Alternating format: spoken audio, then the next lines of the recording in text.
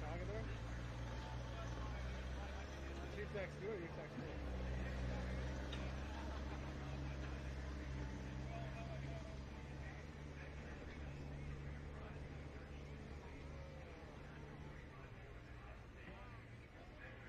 Is your about to say, are you staying with her though?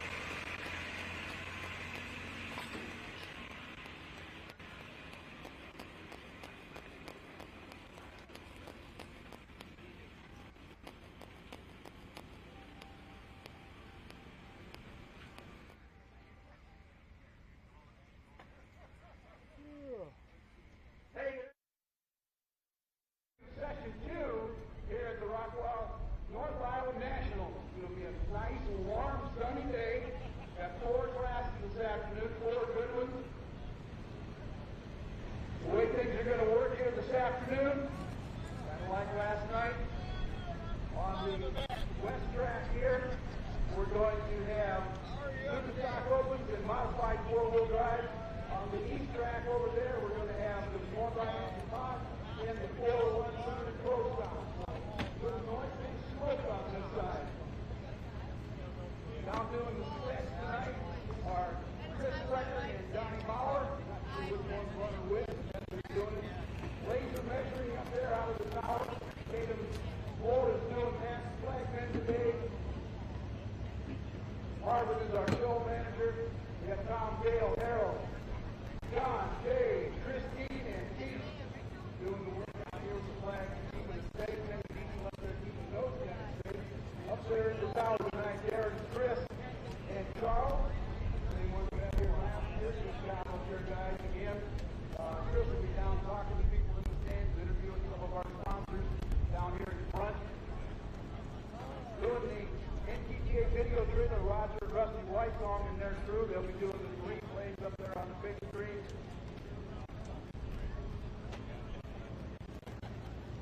If you want to see some pictures of this event on the internet, you can look up in a couple places. Rich and Kim Moore down here doing some photography work for us.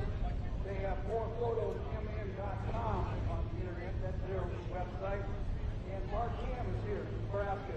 www.handboysracingboys. Check them out. Check them out.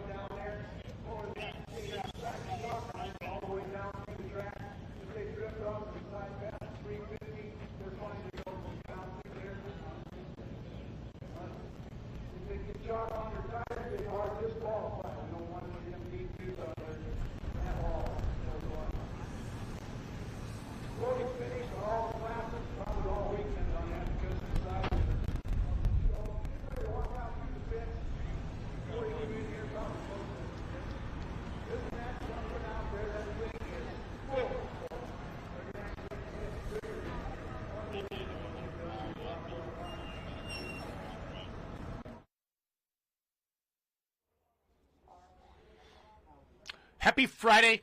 Happy Friday. Hey, can you just put me picture in picture, Rogo? That'd be cool.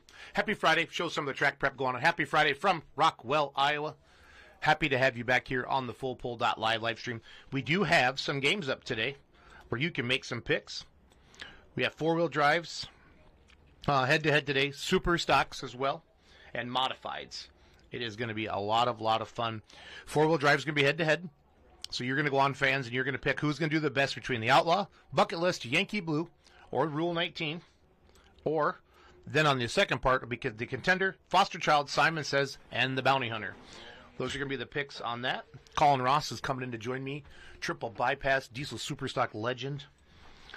Having some fun here today. He's going to be joining me. We got Superstock Opens today and Modifieds coming out of the gate. So, Colin, we're going to talk right into that microphone because you're a quiet guy. You're not loud and obnoxious like me. So, welcome, everybody. If you have questions for Colin Ross, pick the microphone up. Yeah, so it's actually right there. We get yelled at.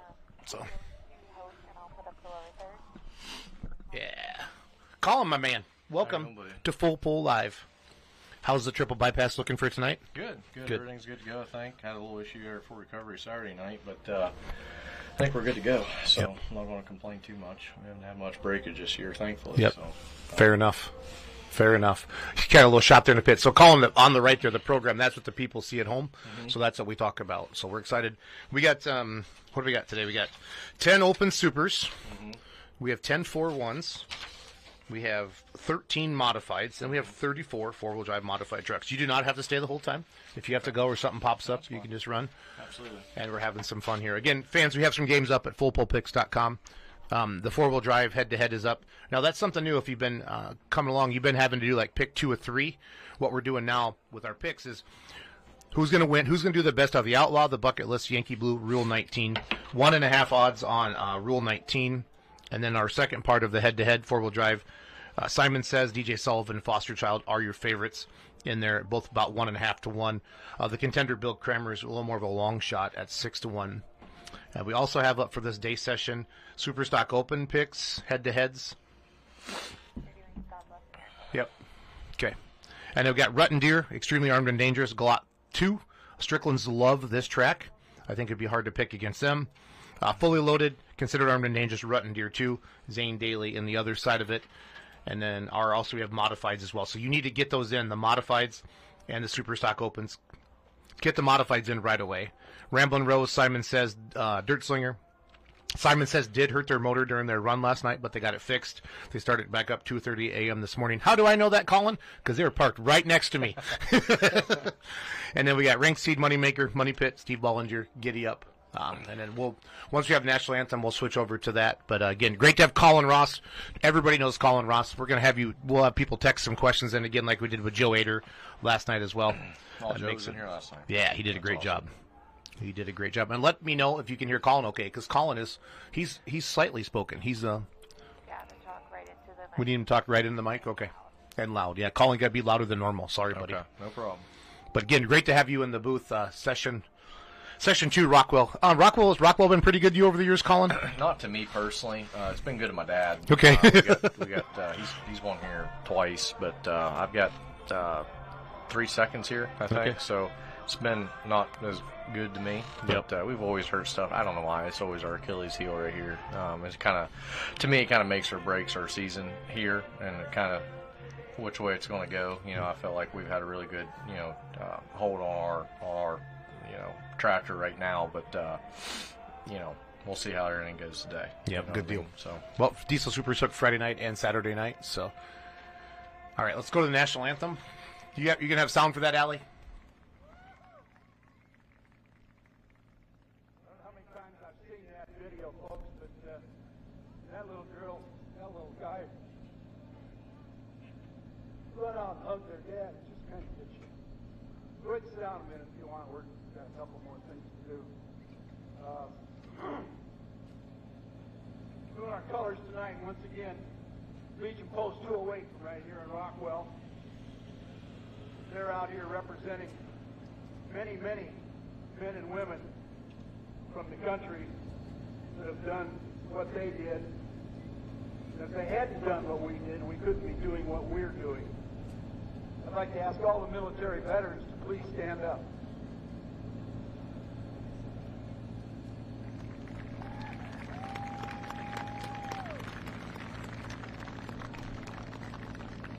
veteran is someone who at one point in their life wrote a blank check made payable to the people of the United States for an amount of up to and including their life.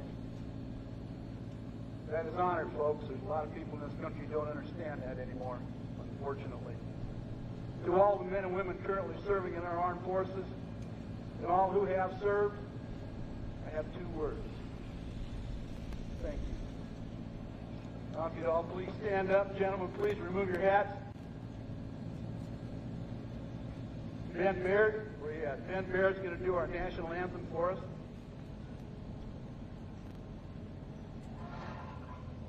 Oh, say, can you see by the dawn's early light what so proudly we hailed at the twilight's last gleaming, whose broad stripes and bright stars through the perilous night for the rampart we watched was so gallantly streaming, and the rocket's red glare, so most blessing in us, gave good through the night, and my flag was still there. Oh, say does that suspenseful and yet wait for the land of the free and the home of the brave.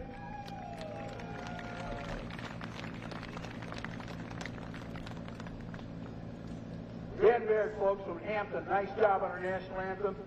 Give the Legion Post 208 another round of applause, if you would. I think we are ready to go. I forgot to welcome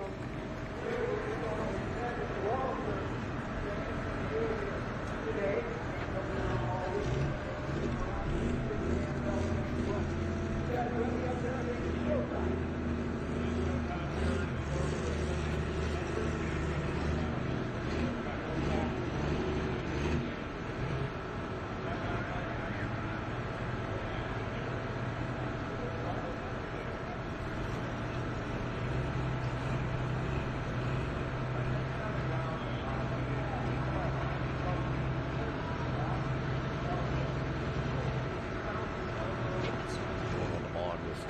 Salem and Mount Sterling. Is he going there or is he staying?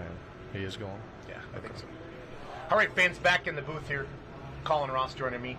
Colin will be hooking tonight and tomorrow night here in Rockwell, Sessions 3 and Sessions 5. And we are good to go. This is going to be Isaac Conway out of Brain, Minnesota with Operation Detonation in our region 4.1 limited pros. These tractors are probably not 2,800 horsepower range now. This is the same track I feel like they always pull on. In the past, that left side, as you sit on it, Colin, has been money on that left side track in the 4-1 class here. This is a good runner. Isaac Conway, Brain, Minnesota, Operation Detonation. He's going to set the distance to beat.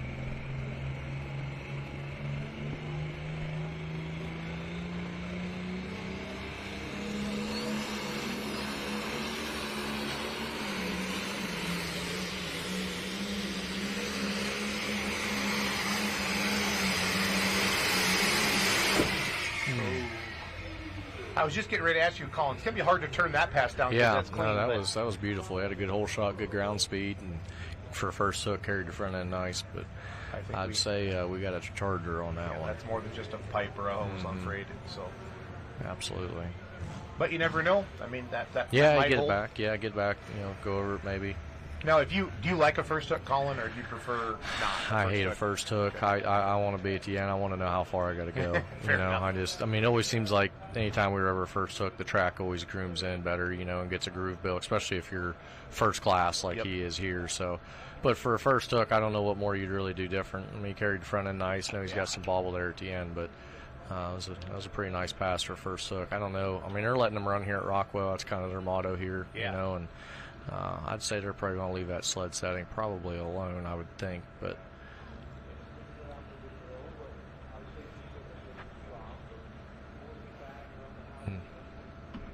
Tough break there for Isaac. You can see the lane. Yeah. Good job on our replay Yeah, it's a there. great camera angle there on that. You can see that compressor wheel.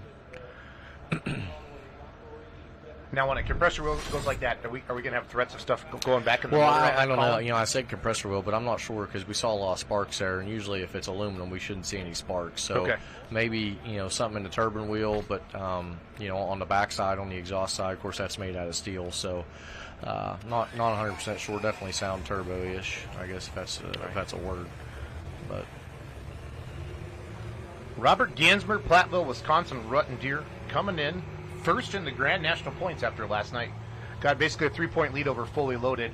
So Hodem went into Fort Recovery with the lead, left Fort Recovery -5 down. Jeff was in the booth with us a little bit last night, Colin, and now we got Jeff finished top 3 last night, but Rutten Deer still holding on. yeah, Bob does a great job. I mean, he's a good old guy. He always speaks to me to pull. He's a very good puller. He's very consistent. You know, he's not going to go out and win every pull, but he's going to be right there, top 3 all the time, just knocking on the door. Terry Blackburn and Josh Blackburn, horsepower under the hood. You know, we're 650 cubic inch, 4 turbos, and these are actually 2-stage, so it's 3 atmospheric turbos up top, and that's bringing all the air into one. So those 3 up in the front make a stage, and then after it goes through the bottom one and compresses that second stage, and then we have 2 stages. So you know, the Blackburn guys there, you know, Josh and Terry, you know, they're very good, and all their stuff runs very well. And, I'd say over 70% of the tractors in this class has their horsepower underneath the hood, but yeah, I think Bob's in a good spot here being first hook. Track's going to be smooth, and he'll lay down a nice shot. He rolls in here to session 2, 3 wins so far this year. One he swept Fort Recovery, Colin, and he also got to pick up the win in Benson on Friday night. So good running tractor here. Lives about 12 miles from Terry and Josh's shop down there. So in Cuba City, Wisconsin. He's from Platteville, but Cuba's just south there.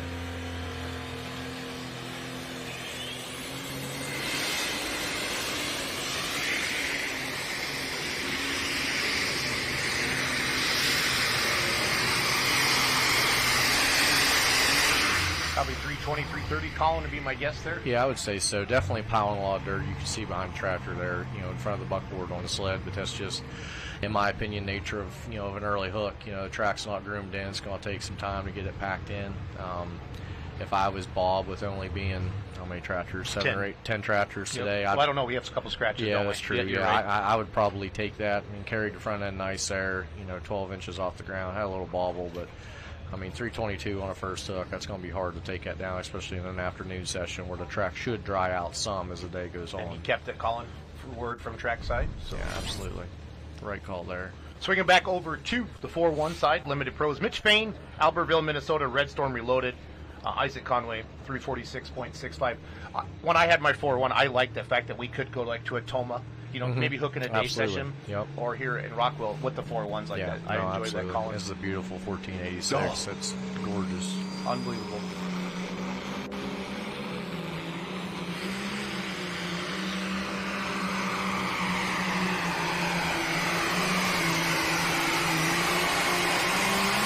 Don't know what you'd do any different there. No, that was textbook. That's what you want. Last night, this track that I'm going to call it opposite of us, Yep. or the right side track as we look at it here from them. That right side was no good. I saw Right. Justin Gerhardt Yeah, trying he with went cream over of the there. crop, Yep. and nobody had any good luck over Yep. there. Even a couple of the minis that went over there, Colin. Yep. Bauer went over there, Chase went over there. It just didn't work out for him. Yeah, So. absolutely. I was watching when we were on our way here. We didn't get here till about 9 o'clock last okay. night. I was wondering when I you was rolled texting my sister, who was helping her husband Eric Stacey, and Well, it soon worked. I didn't do nothing they didn't already know. But as soon as Right. I saw Justin go on that right side, I'm like, yeah, we got left chalk lines where you need to be. Yeah. But that was a great run there. I don't know what you do any different. You got to be happy going back to the trailer with that. Drove off the track. That's all you can ask for. Ray Heron will be up next on the Red Express on the 4-1 side. He did really good in Fort Recovery. I think he won both sessions down there. Tractor out of Wisconsin. Yep. That I see a lot with Badger State. Good to see people bounce around and do Absolutely. different Yeah, things. absolutely. So. Yeah, Cody Cheezick up next. This is, in my opinion, over the last 4 years, probably one of the most dominant tractors and pulling, just from a consistent basis. Obviously out of the Blackburn stable with Mike Chiswick as the owner, and his son has done a great job on the seat. As a young driver, is really coming into his own. But same setup under the hood as Gansmer. 4 turbos with 2-stage. these guys don't really. I'm not sure what they do because a lot of them don't burn a lot of water injection. Some of them do, some of them don't. Some of them just don't burn water and they compensate it with fuel.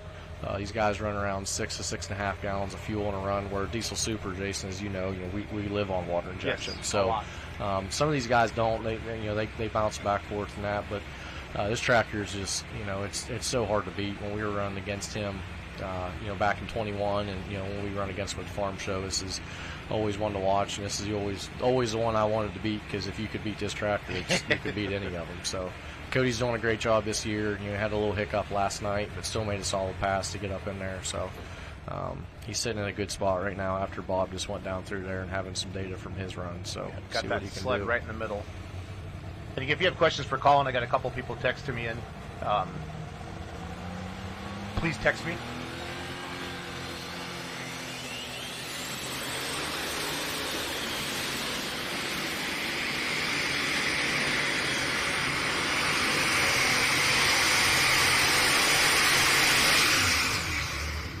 To be about the same territory as Bob was. I would say so. Yeah, that was a nice run. So the first question for you, Colin. Yeah. Question for Colin. What is his favorite build that he's helped with at Chaos? Allie, if you want to throw my number up too for people to text me questions for Colin. Favorite build, man, that's tough. As we watch the replay here for Cody. That was a nice run. Got the front end up, got to work early, and pulled him over there that left side. It's the same thing happened to him last night. He got sucked over that left side and had to ride the brake really hard, but it's pretty good for being second hook and early in the class. Obviously, we're still pounding a lot of dirt in front of that sled, but I don't know what Cody would do much different there on that. Okay, fans, Ray Hearing, Red Express, Winnebago, Illinois, swept Fort Recovery both sessions of the 4.1 Limited Pros. Again, these tractors, 640 cubic inch fans, 24 5s on the back, single charger under the hood. And like I said, we're up to 2,800 horsepower now. Mitch Payne, 354 and 6 is the distance to beat. Yep.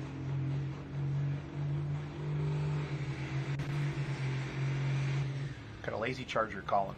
Yeah, something. It looked like tractor was walking out when it's doing that.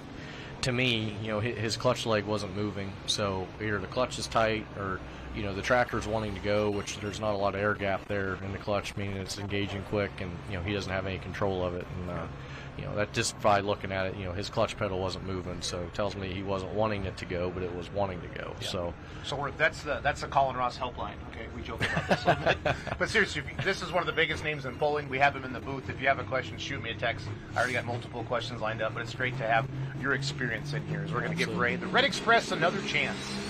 There he goes.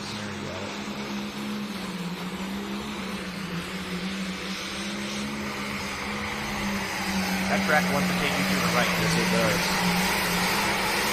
We're letting it go. Yep. Yeah, I'm a firm believer, you can correct up to about 150, 100 feet, and then after that, you just got to let it go, because anything you hit the brake after that, I think you're going to kill yourself on the track more in distance than if you just let it drift, Good head-on shot there from our PTZ camera there. Get his distance here for in just a second. Pick the front end up nice. 356.56 is your new leader by about 2 feet. Allie, can I have a quick leaderboard on this after the replay?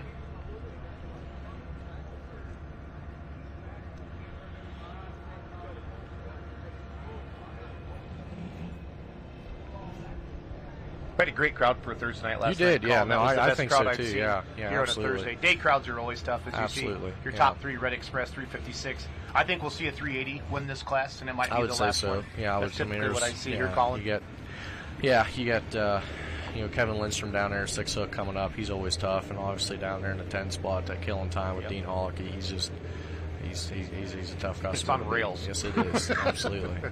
So real quick, some of your favorite builds at Chaos? Yeah. Sure. So I mean, you don't have to call me about specific. probably. Favorite things. Bootlegger would be up there, just because that was a complete. That tractor won the internet. Well, that was a thank complete you. build, right? Yeah, that was Okay. Everything was done in house on it. Obviously, El Nino was it always holds a special place in my heart, just because that was kind of our first one to put us on the map, and really the black stripe too that Shelton's got. That one was that's a really sharp tractor. But just lucky to have all good customers on our side and working with a bunch of good people and trying to put out a good product. But Jeff Odom coming in now. Jeff had a decent run last night. Where did he end up? Third? Yes, I think. So with Strickland, Chiswick. Yeah, he's sitting second in points solo right now, half a point ahead of Terry and Cody. So looking for a good A to B run here. Jeff certainly has it. Blackburn horsepower underneath the hood. Yeah, he's done really well this year. He's been consistent. Had a little hiccup in full recovery, but Hodem's always consistent and should lay down a pretty nice run here. 2 seconds in Benson, a second in Toma, and then a third last night here. So good job for him.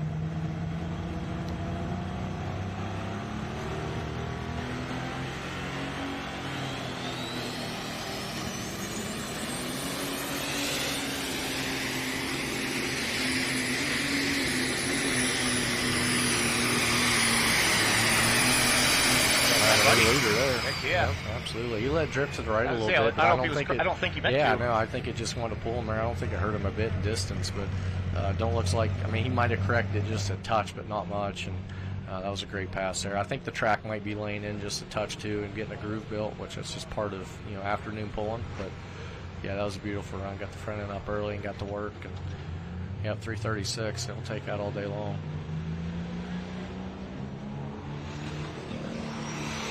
Here comes our 4-1. They're moving quick here.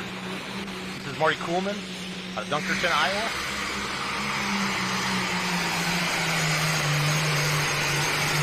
Now, Marty had been running like the 85 limited pro or the 3x4 Charger class with the ECI for a long time and jumped into the 401 class. Yeah. I like to see that natural progressive Absolutely. people moving up. Yeah. So. Yeah, my dad. I mean, started out on a garden tractor, then went to an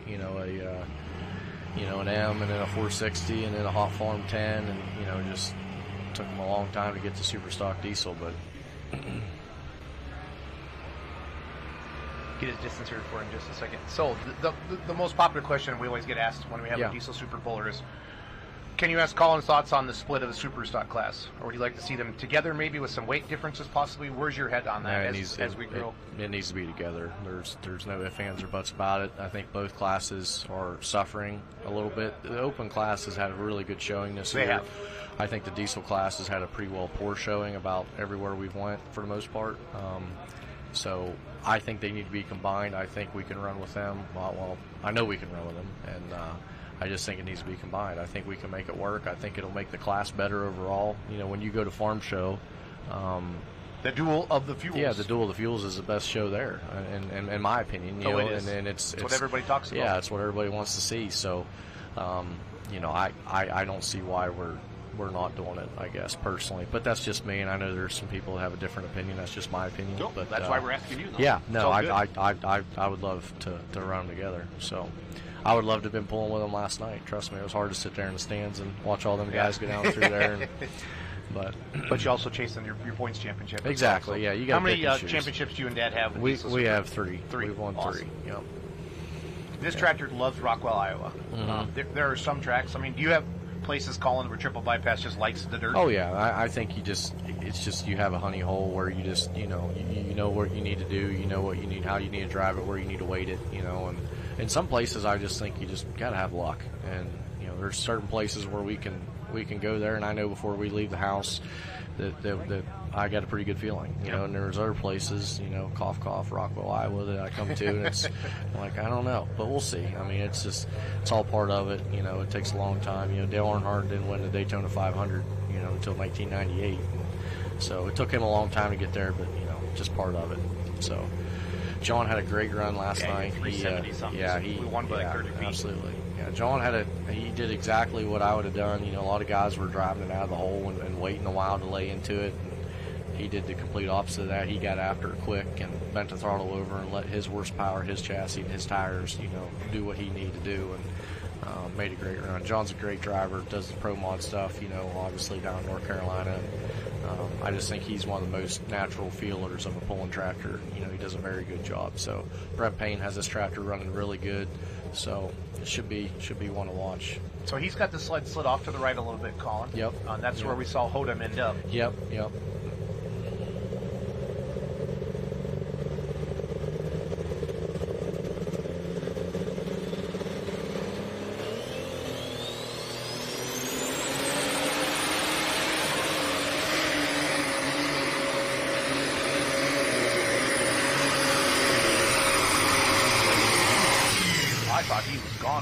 first 50 Yeah, feet. yeah. I don't think. I mean, I applaud him for going over to the right side at the beginning, but I just don't think there's a road built there yet.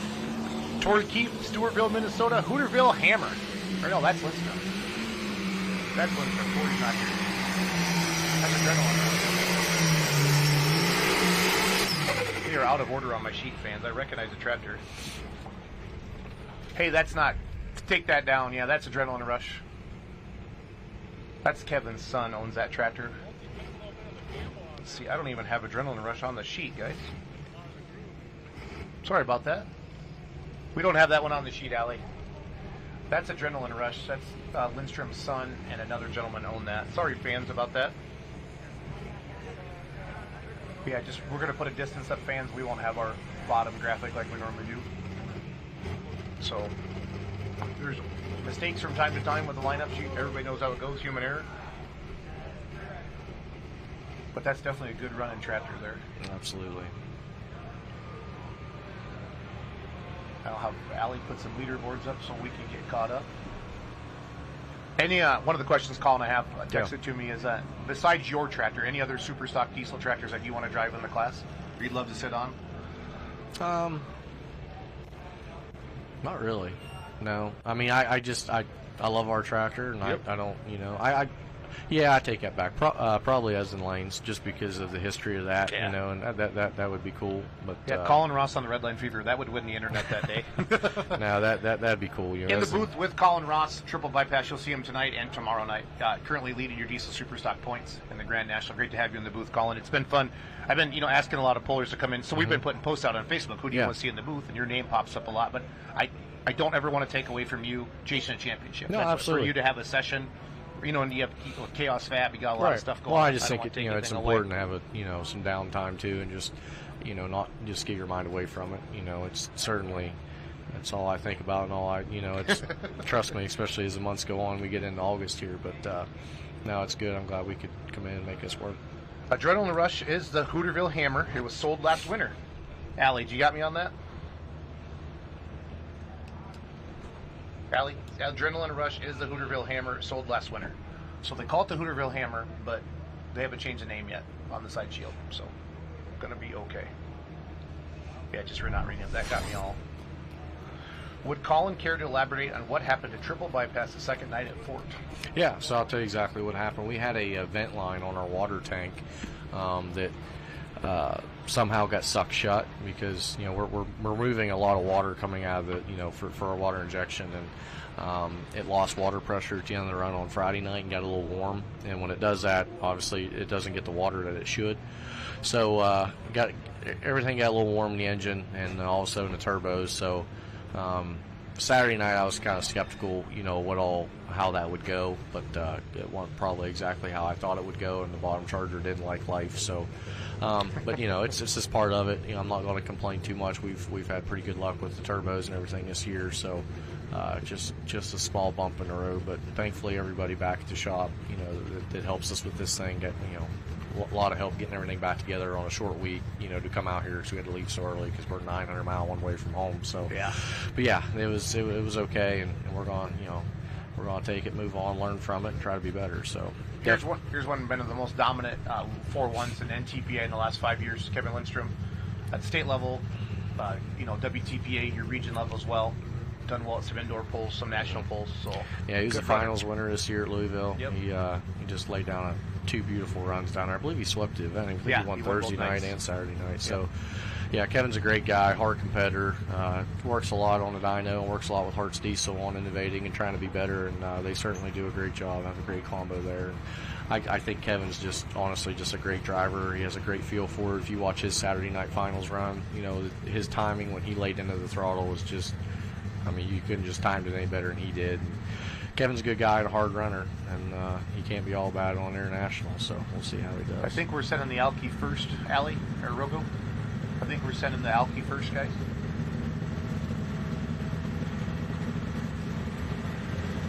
Yeah, the flag over there. Scott Whitworth, isn't it? Scott Whitworth, Field Forge, out of Worthington, Missouri. So these guys have two light supers and the heavy super. the light supers, I know they've been fighting this with demons Yeah, a little absolutely. bit. And I don't know a lot about alcohol tractors at all. As we get Kevin Lindstrom, we're going to go back to back right away. Kevin Lindstrom, Ellsworth, Wisconsin Hyper Harvester, 356 to take the lead.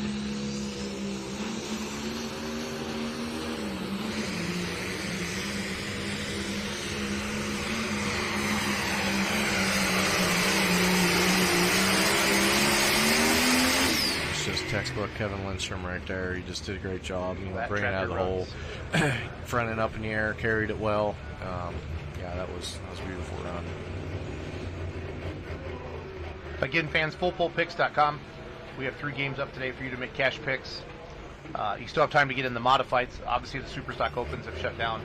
And then tonight we got diesel supers, unlimiteds, light supers, super semis, mini rods, and then from the Outlaws we got 4-wheel drive, super farm, and pro stock as well tonight for Rockwell. So,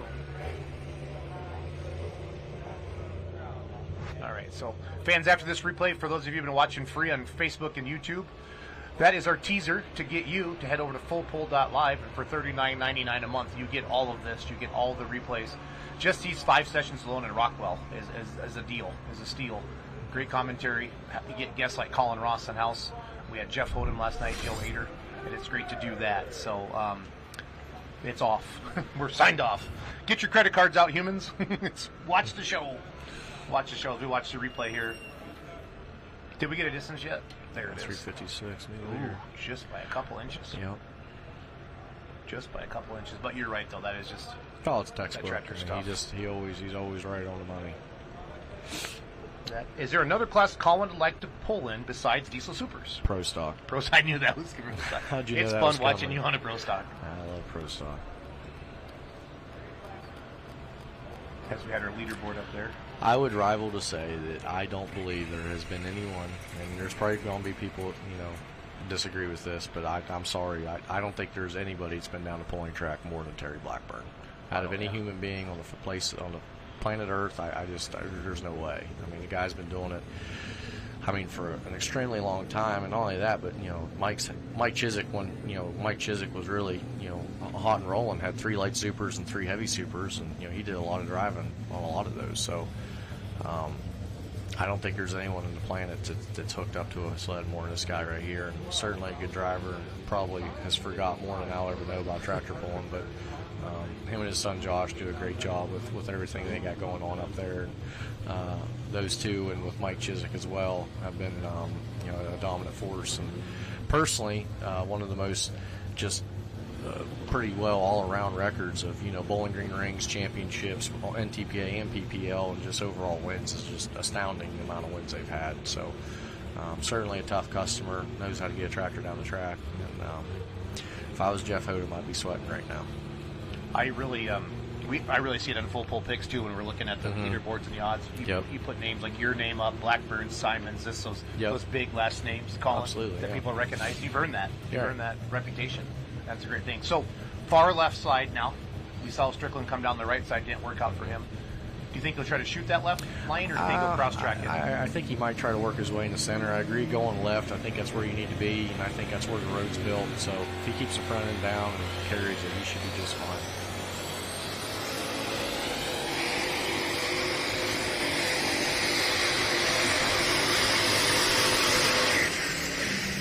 I don't think the track's just laid in yet for these guys. No, that left side. I don't know if Terry was trying to work his way to the center, but his son did the same thing. Cody Chiswick did the same thing last night. He was right on that left chalk line at the end, and it's definitely not where you want to be. Seems like it's a little wet there. So, Bryce Ricklett, Central City, Iowa, over by Cedar Rapids, Red Revolver. 4.1 limited pro stock. They weigh 9,500 pounds. 356. Lindstrom's in the lead.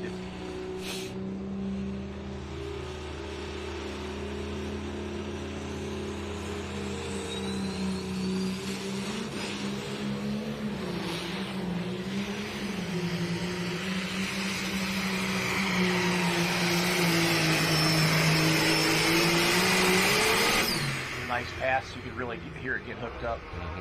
That track last night was tight. Yeah, it was. It looked great. It had that nice shine to it. When the light hits it and the camera hits it right, it has a beautiful shine to it. And it was a beautiful track. It's hard to beat a good-looking black stripe tractor. Though. They're sharp. Well, that's what you said, the one in Shelton. Yeah, like it's so it's just different. You know, there's not a lot of them out there, and they only build them 1 year, and it's just yeah.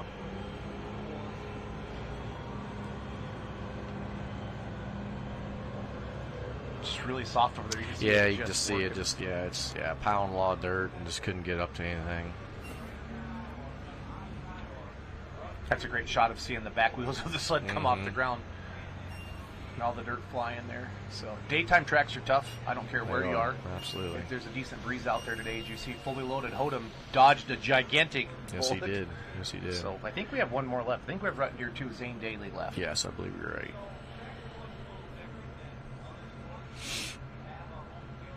Red Revolver. I have not seen this tractor run before.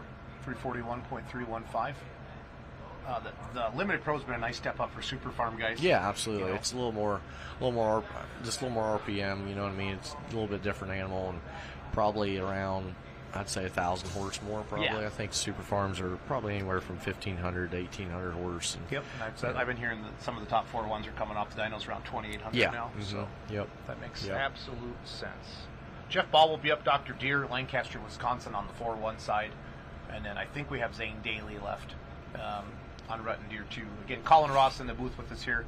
Fullpole.live, session 2, Friday afternoon. Having fun. Got a decent little day crowd here in Rockwell. Their goal for this event is to become a super national. It has a facility. Well, they've certainly put the work in. I Yeah. mean, this place has grown so much. We came here for the first time in 2017, and they've certainly grown it, you know, a lot to where it's at now to have 5 sessions. You know, it's unbelievable what they've done here. But hats off to everybody here and what they do. It's definitely, if you've never been here before, you definitely need to make a trip. Colin from text messages. When is the hook date for cross-threaded Superstock diesel? Probably, I would say next year. Okay. Probably first Grand National hook, you know, will be next year for it.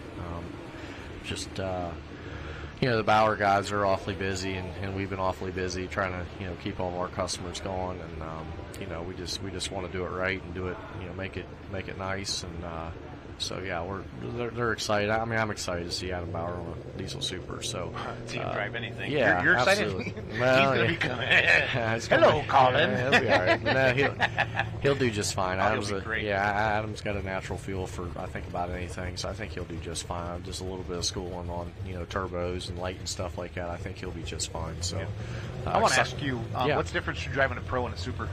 Because I've seen you go down the track on the bootlegger a couple times. Yeah, personally, I just feel, and this is no disrespect to any pro stock guy, but I feel about anybody could drive a pro stock. It's very easy to drive, but what I will say, it's very hard to be good at it. You know what I mean? The timing of it. You know, the intercooler stuff, and they kind of light yourself. You know, it's very simple. Where a diesel super, you know, you really got to use your clutch and to help light it. You know what I mean? And get the turbos going and to be smooth with it. So I'd say it's a little harder to drive a diesel super, but obviously it's very hard to be good at both, just like any of these classes out here. Zane Daly. Ruttendeer 2. Hodem's in the lead.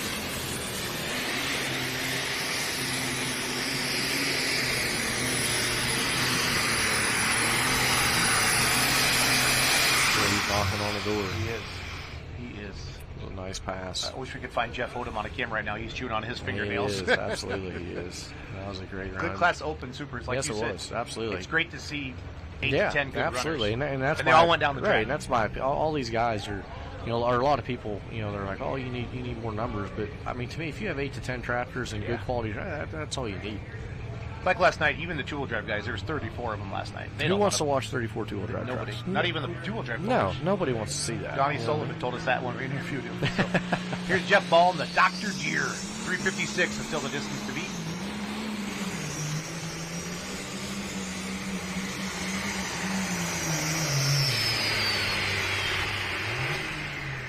You might have chose the proud deer, Colin? I don't know. Yeah, maybe. I mean, it sounded fine, you know, there in the beginning. It sounded like the motor was up on top and working good, but yeah, hard to tell. Hard to tell there on that, but definitely sounded like it was maybe a gear too big, maybe.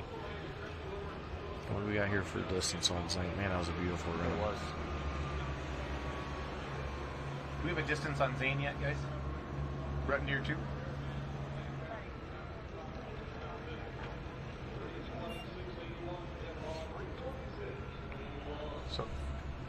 329.92. So give me a full leaderboard for Alki Supers because I think that's the end of the class. Colin, if you want to run that down. Yeah, absolutely. Got fully loaded coming in with a win. Jeff Hodem, hats off to him. 336. Rutten Deer 2.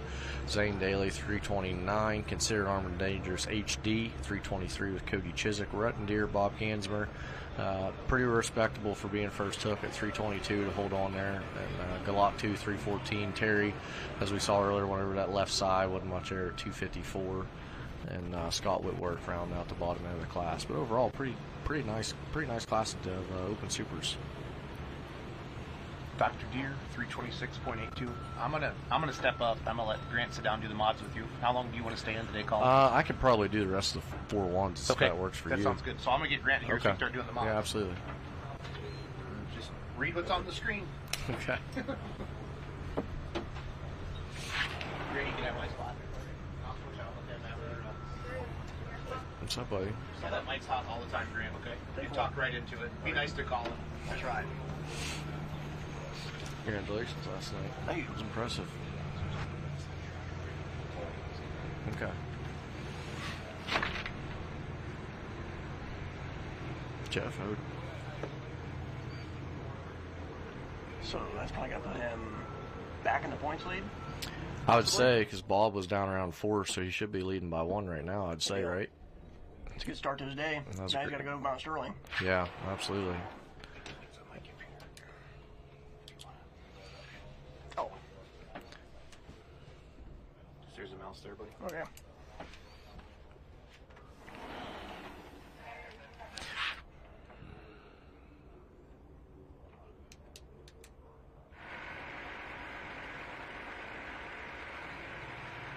So here next up we got another loaded pro stock. Okay, the pro list is over there, I believe. No, that's mine. Let me get on the list here. Limited pro stock.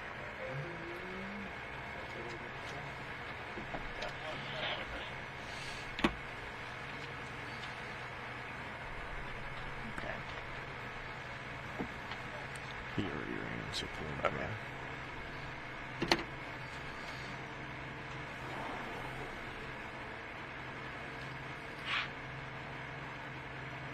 Got Ross Langmaid coming up, pull and pray out of Newton, Iowa. 2 tractors to go. So Grant, you pulled earlier on that track last night. I mean, Yep. what did you feel? You were over towards the left-hand side more. It just seemed like the left-hand side was the place to run at. It just seemed like if you got in the middle on the right side, it was just really soft and especially slowed with you down. the diesel 4-wheel drive trucks. It seems like they've just certainly built you guys a nice road over there. Everyone was hugging that side. So Yep. be interested to see how he does closer to that right side.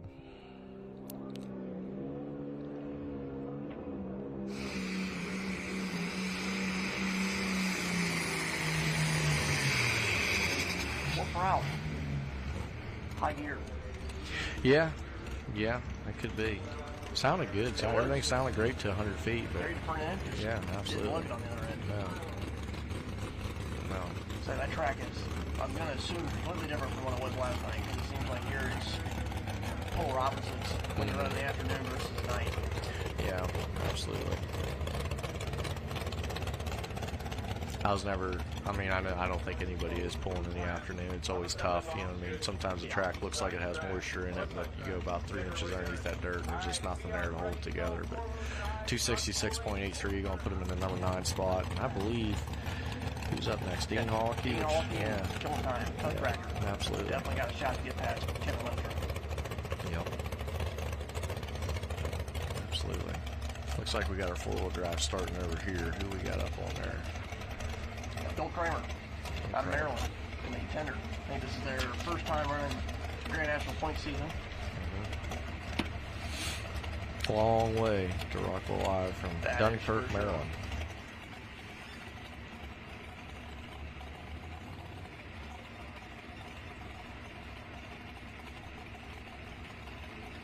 Currently sitting number 7 at the points. It's just 1 point out of 6, which is the Bounty Hunter. So looking for a good pass here. Usually early number in the afternoon session is where you want to be at.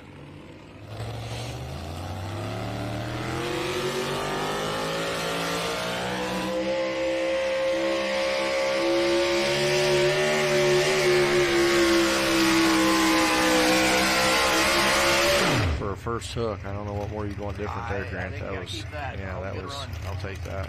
Absolutely.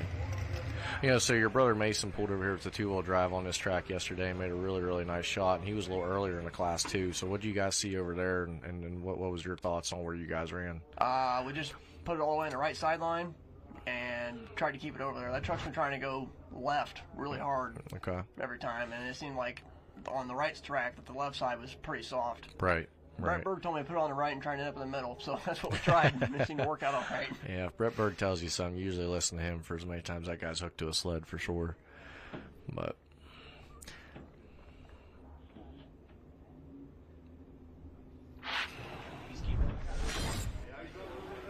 so he's going to take that hook in the contender.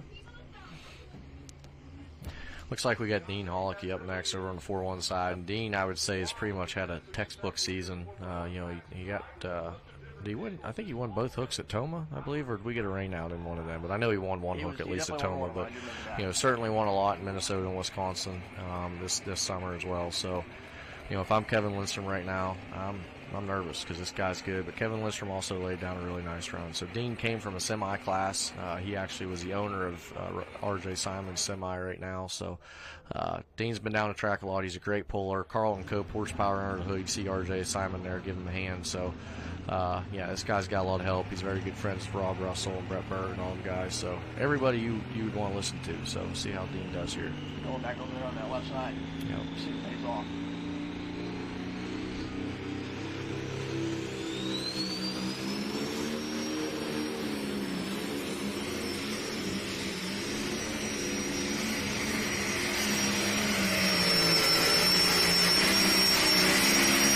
Not going to win it, but I'd say that's going to crack the top three for sure. That was a great pass.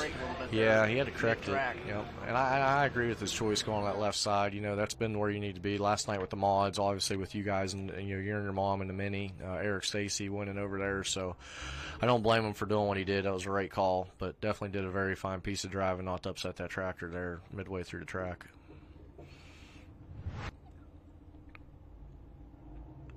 Yeah, 350.825. Puts him in the number 4 spot. Yep. And I don't think you can be upset with being a late hook like that. You know, the track's definitely drying out. You can see the dirt in front of the pans a little drier looking, but yeah. You know, I wouldn't be upset with that too much at all. So Kevin Lindstrom's gonna be your winner. 356.67, just edging out the Red Express by 1/10 of a foot. That's a tight class. That's a very tight class. Very, very tight class. Yeah, it was a good overall. It was a good class there.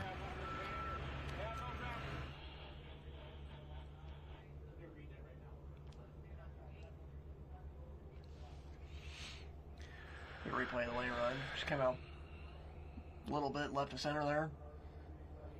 She carries front end real nice.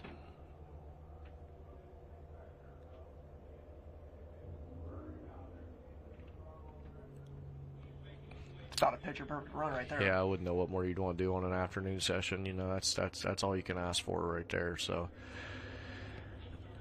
up next, we should have our points leader, shouldn't we, on the four-wheel drive side? Mark Mangan. Yeah. Leading the points by 6 points over Rule 19 in Zeering. See if he can capitalize on this early hook number. Mark's been on a roll here, in my opinion, the last 2-3 years. You know, he does a great job. And definitely has. Truck always does really well. He does a great job driving. Good horsepower underneath of it. He's got 2 wins this year. One at Benson and the second session at Harlow, Iowa. This is the sled reset. Okay, so we got a reset on the four-wheel drive side, so Kramer, I assume, will come back at the bottom of the class, probably. He's dropped to 6. And also I agree with, you know, Bill's decision on that. An afternoon session, and Grant, I think you'd agree too. You know, you definitely want to be early and get out there as quick as you can and lay a run down and just try to, you know, get in there and lay up a good distance and see what you can get. Yeah, I don't think the track's going to get any better. No, certainly not.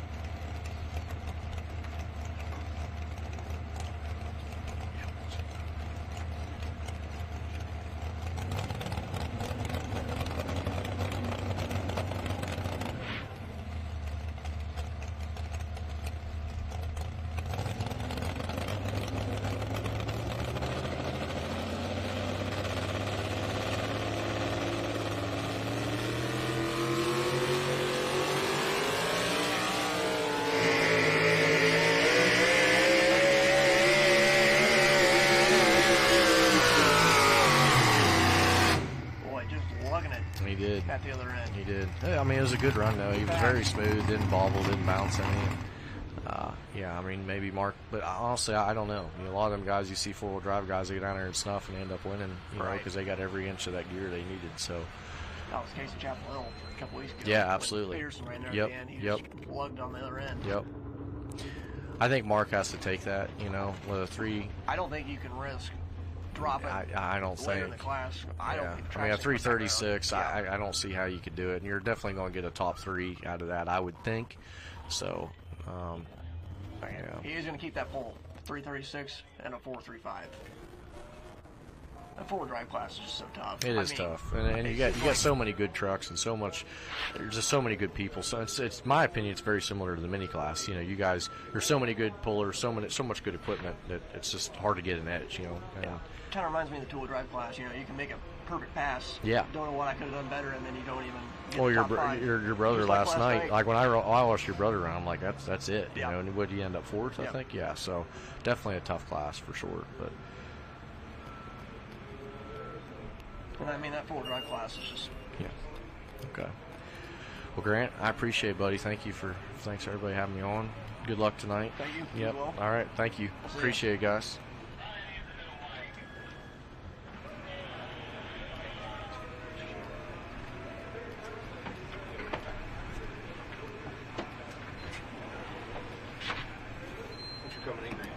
Thanks for having me. Yeah, just talk right in that mic. They're quiet. So. Back in the booth with Grant Theobald. Great to have Colin Ross in there. If you have any questions for Grant Theobald, shoot me a text message. We've been doing that. I call it the Grant Theobald helpline when everybody's in here. It was a lot of fun there. So putting a lot of weight in that sled for the mod class. Yeah, they are. Allie, can you throw my number up so people can text me questions for Grant Theobald, please? Leave it up for just a second. Yeah, shoot me a text message, and I'll read these questions off for Grant Theobald. Back in the mini rod points lead. Yep. Gave it away temporarily after Chapel Hill, but you got it back. So just got to keep it there. Yep. So next up we got Ted Skelton coming up with a rock. He rolled in late last night, and he got here like 2 in the morning. Yeah, so I was out there talking to you when I saw him roll in. We'll see how much sleep he's got stacked up to make a good pass here. There's the crazy pullers, what you'll do to go pulling, and as soon as you get home, you're just like, I just want to crash. I just want to sleep.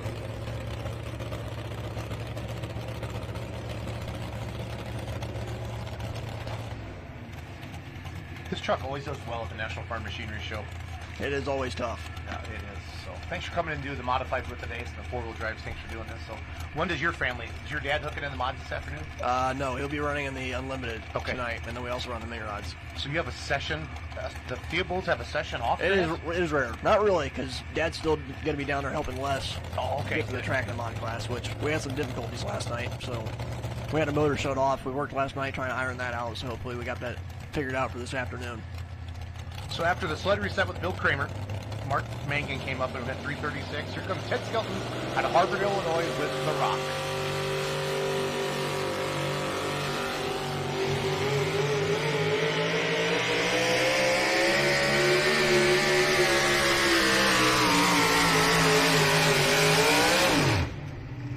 Well, he's taking some muscle on the big end right now. You can see him working that clutch, leaving the line. All the clutch dust rolling out of there. It's just so hard driving these four-wheel drives. You have to be so patient to be able to get them hooked up to the track.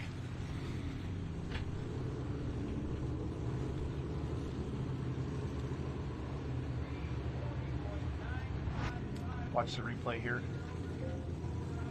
Do you think we'll see him move the sled around much, Grant, in this class? Do you think we're just kind of shoot down the middle? It depends. Usually, I feel like in this class, if you get a road built, they like to follow it. But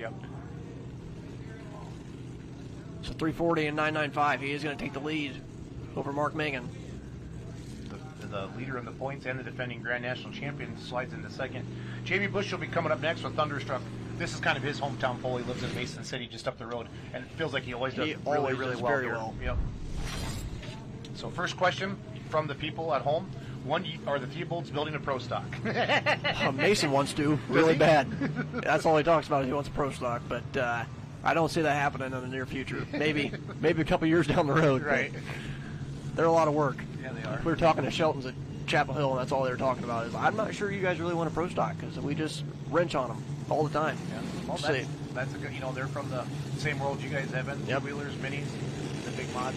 They finally got their first win down there in Brandenburg last weekend. Yes. That was pretty cool to see. You knew it was coming. Oh yeah, Yeah. They got top-notch stuff. They don't mess around. All right, who do you got here, Grant? Oh, I'd like to take less just because I'm pulling for him, but Okay. probably Bill Leishner or Brandon Simon would probably be my pick. Okay. Brandon had a good pass last night.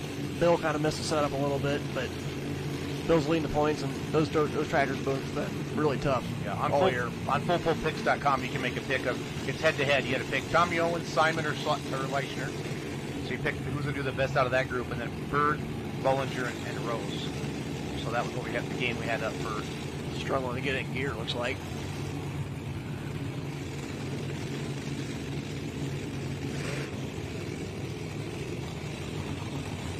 There we go. Jeff had a nice pass last night, and I know you were watching last night, obviously, but everyone's getting sucked over to the right. Yeah, it just seemed like you had to try to keep it on that left-hand side, Yep. which Yep. is what Simon was able to do down there. And Jeff was the first one to do it, actually, as well. Seems like most of the guys here this afternoon are kind of running out of the middle of the track, which is what he's doing. So I don't think it's quite the same as it was last night.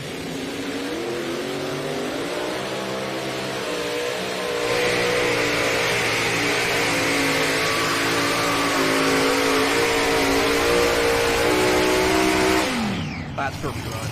I mean, I don't think he could do much better than that. He carried the front end perfect all the way down there, especially being that early in the class. Afternoon track usually gets tore up pretty bad, so that was a good pass for Jeff. Yeah, I watched you pulled last year in the mini rods during the day, and I said don't ever put the mini rods during the day ever again. That was not a good terrible. time. No, not a good time. Here we go, Jamie Bush, Thunderstruck around the full drive side.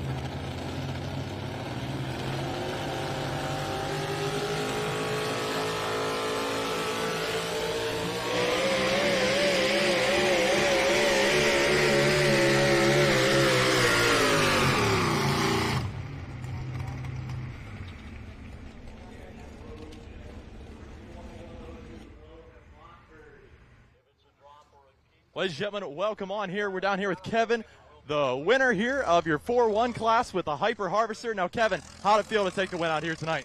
Oh, I felt really good. I tell you what, we love this place. We always have. I mean, the track was excellent. I mean, for afternoon track, they did a really good job. And, yeah, we just love this place. So. Absolutely, and you've had a great season so far. You've pulled indoors quite a bit, getting ready for the summer season. And what kind of stuff did you do to prepare for a show like this? Well, like I said, we basically just checked them over. So we've been pulling quite a bit here lately, but we just checked them over and come down, and everything works. So. And all those runs definitely help you.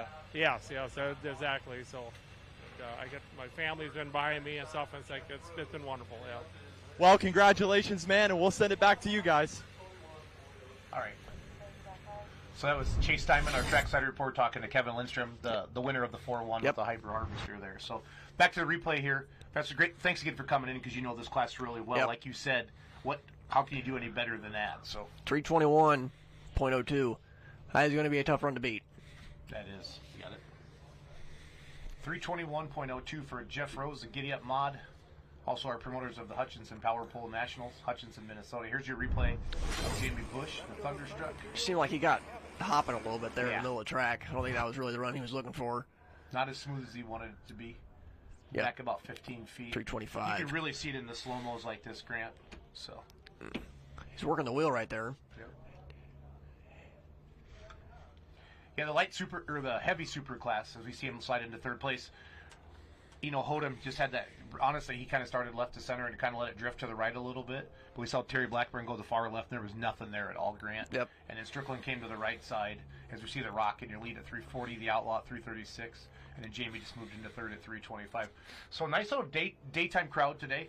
That's one of the best crowds I'd seen last night, Thursday night here. I on a wasn't Thursday going to night. Thursday. Happy for that. The Theobald family, Grant, have you guys, is Rockwell one of your favorite places to go, or one of your, I feel like for pullers, there's just some places that your vehicles run well. Does Rockwell happen to be one of those? It does. We've had really good success here at the mini rods. My tractor has won here every single Thursday night that it's ran, no matter who's in the seat. So question for Grant. If you can make a pass in any other class, which one would it be? And more specifically, which vehicle would it be in? That's a two-parter, Grant. Okay. So if I was going to make any other class, it'd probably be unlimited. Okay. I'd like to take cross-threaded for a ride. I think that'd be pretty Joe sweet. Ader wants to drive cross. Yeah. He said that last night on the show. I thought that was pretty cool. I mean, I was standing at the end of the track when he ran at Chapel Hill, and the ground shook like crazy compared to any other tractor. Now, my all-time tractor to drive would be Up and Atom. Okay. In the Diesel Supers. Yeah, your grandpa's tractor. Yeah, that thing was awesome. That was. Where did that tractor go? I think it went different places. If I remember right, the last time it ran, it was the Edge of Sundown Pro Stock okay. out of Kentucky. Yeah, good shot of Brandon Simon there and his team. Here's just a congrats to the Wicked team, first and second in the minis and fourth in two-wheel drive last night. That's a great night in my book. So good stuff there. You guys do a great job with your social media. If you're not following the Wicked Bowling team yet on all the social channels, make sure you do that. They do a great job. So yeah, Brandon Simon coming up next. It looks like. Yep. So they hurt that right rear motor is what I found out last night. Really? They parked next to us because they started at 3 o'clock this morning. I heard that. Yeah, so woke me up. I was getting ready to go to bed, and RJ's like, hey, we're going to wake you up in a while. I'm like, I don't care. I'm tired. Speaking of RJ. Yep, so they're going with the 4-motor combo. As you saw, Jeff Rose had 3 engines. He had the 1471 blowers, and then Simon runs the 871. So a little bit different setup there. I guess the advantage on the 3-motor setup is you have more movable weight trying to keep the front end down. But I think overall they're about, I would say, the same amount of horsepower total. Okay. So I believe the 871s have So the bigger the number in front of the blower, the more horsepower. Right. What's that? So the 871s are a 16-inch rotor, and I think the 1471s are a 19-inch rotor in length. And they're the same diameter around. Wow. So just pulling more air with a bigger charger. Well, 321, right? Is it what we need to beat? That is correct. Jeff Rose at 321.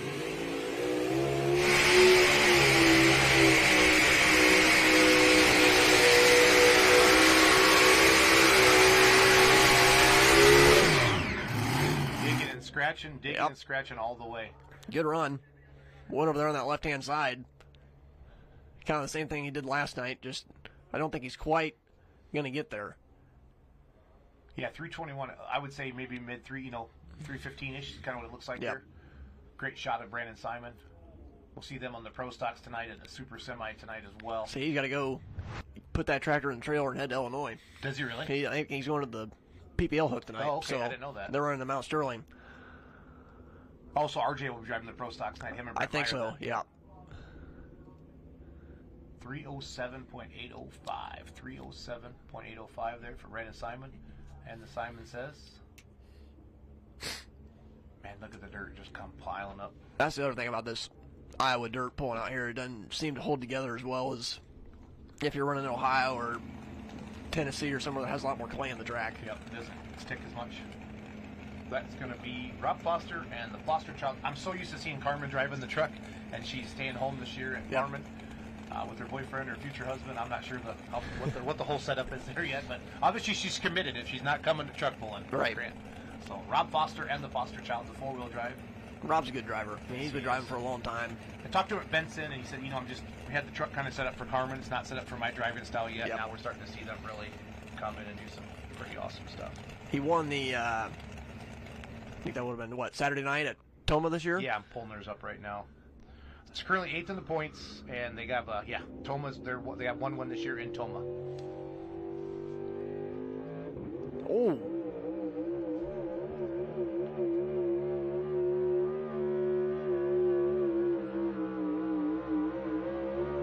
You know what that was? I don't know if he got behind a throttle, possibly, trying to pedal it, but that was not the greatest starting line launch there. He still made a decent run, but you can see the back tires come off the ground there when he's leaving the line.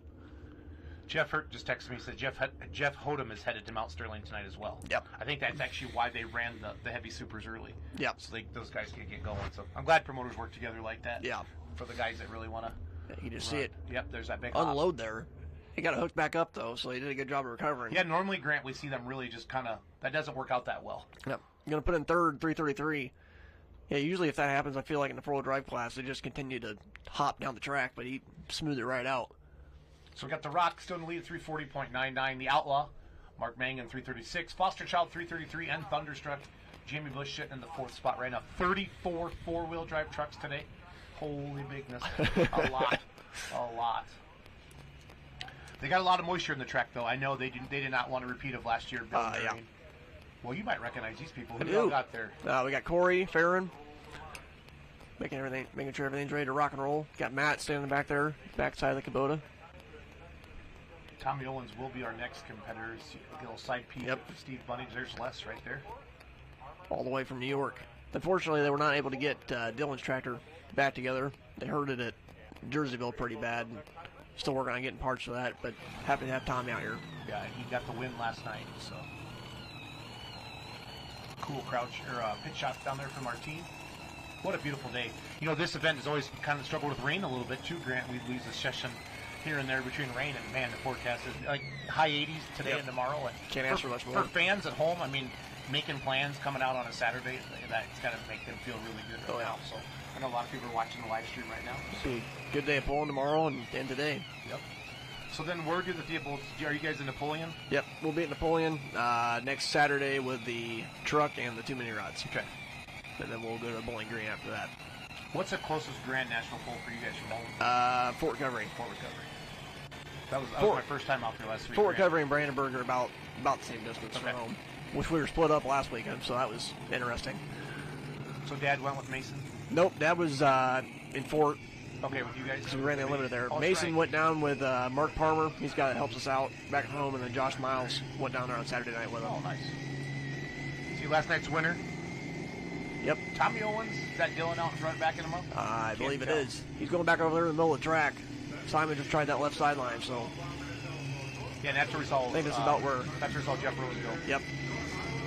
Yeah, last night, Grant, that right side, there was nothing there. Right. But we saw some of the 4-1s go over there and have a little bit of luck. So we'll see if it shakes out here again during the day. It seemed like last night the starting line was okay to start over there. It just seemed like if you finished on the right side, that you was not going to be good.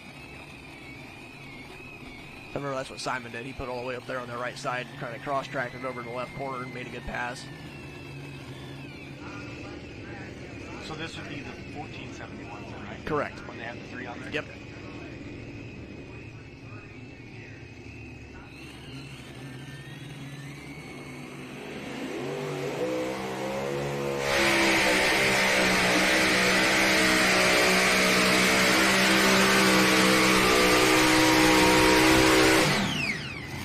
Tight. That is. Jeff was 321. They're all making good runs. So what do you think of this announcement of life there, Grant? You're doing great. Pretty cool. Yeah. Pretty neat. There's a lot going on in here. Well, they was like, we're talking in the other room because they got like a million things going on. The amount of communication you got to have to make sure everything's going correctly at all times is pretty impressive. Back to the 4-wheel drive truck side. Ted Skelton still in the lead. Time to play. Nokomis, Illinois. Roger Gregg got the chain tight. They're all running on that middle spot there. Yeah, like you said earlier, a lot of times they'll build that road and the road stays. Have you ever driven a 4-wheeler? I have not. I don't think I really want to.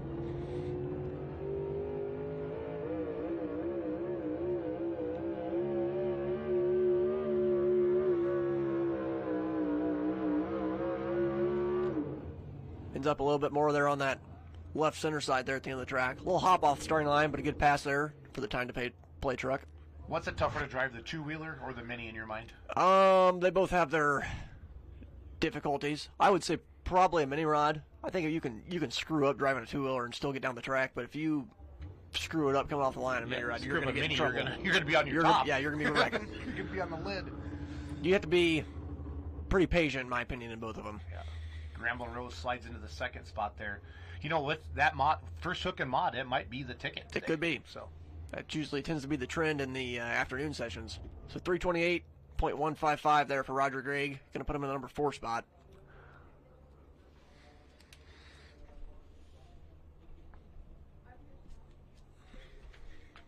Okay, we're Rockwell, Iowa, Session 2, Friday afternoon. There's your top 5 right now. 34 trucks in this class, fans. The day sessions have 4 classes, Grant. The night sessions have 6 or 7 classes in each one. Tonight we got tonight's all the horsepower, as I like to say. 6 o'clock start time. Super stock diesels, mini rods, super farms, pro stocks, semis, and unlimiteds. Chuck Knapp's going to come in tonight with us during the unlimited class. Lisa Peterson's going to come in a little bit as well. I think Les Corporal's going to join me as well in the booth tonight. Tomorrow we got light mods, 2-wheel drives. Your mom's going to come in tomorrow doing a 2-wheel drive class. Super Farm, Super Stock Diesel trucks, and then tomorrow night, light supers, pro stocks, semis, Super Stock Diesel tractor, 4-1s, 4x4 trucks, and unlimited. It's good to see that Chuck Knapp's doing good. Yeah. They sold a bunch of motors to Joe Etter. Yep. Yesterday. And then Kilmeyer about the fuel superchargers. injection. Yep. Is what I thought it was interesting that, Knapp spent all those years trying to chase Joe. They were battling back and forth there in the championships, and then Joe ends up buying his stuff.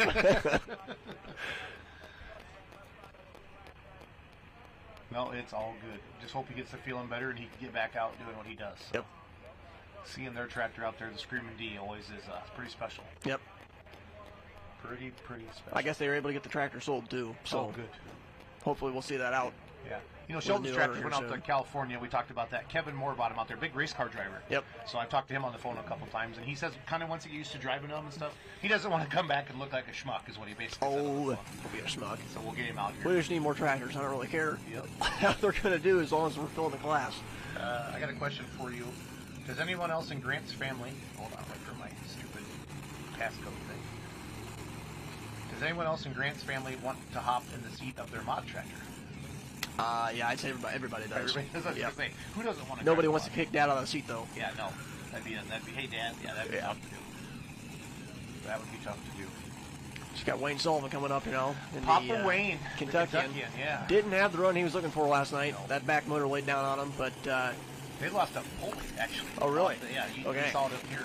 He actually flew off the back motor and they ran over it with the sled. Joe Ader said that is now an egg. He said.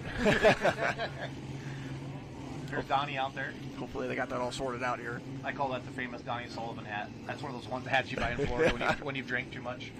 I just need a hat. It's hot out. No, I love it. Looks good on him. Heck yeah. The big stick himself. Oh, yeah.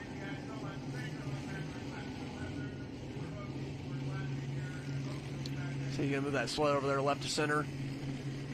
Kind of just getting out of those tracks of where Tommy just ran at.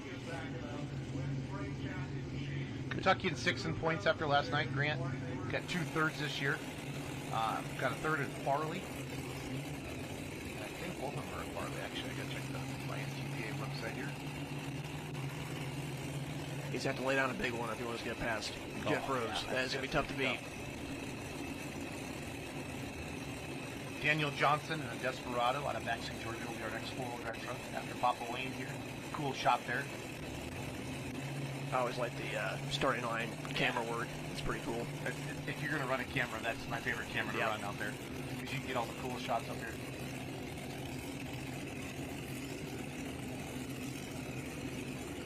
All right. Papa Wayne, 321. Will you know within the first 50 feet you're in? Always do.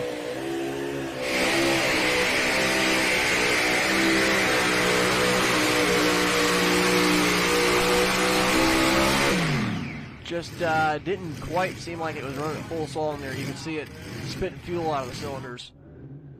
Here we go. Here comes the Desperado. Daniel Johnson, Baxley, Georgia. Ted Skelton still in the lead at 340. I believe Daniel Johnson is a former Bowling Green ring winner, so he can definitely lay it down. Really pay attention to those rear wheels. Like you had mentioned, the last two trucks kind of got the hopping a little bit in that first 100 feet, and that cost them a lot of momentum.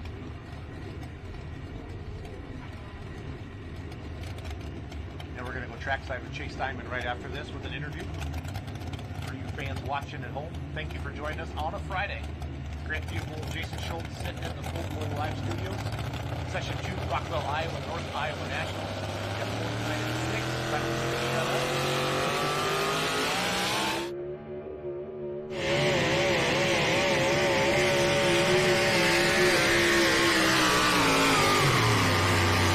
Good looking run there, Grant. Seemed like he was a little bit more aggressive off the line there. It's a good run though. Just pulling him down there when they get to the other end of the track. All right. Okay, going to trackside with Chase Diamond.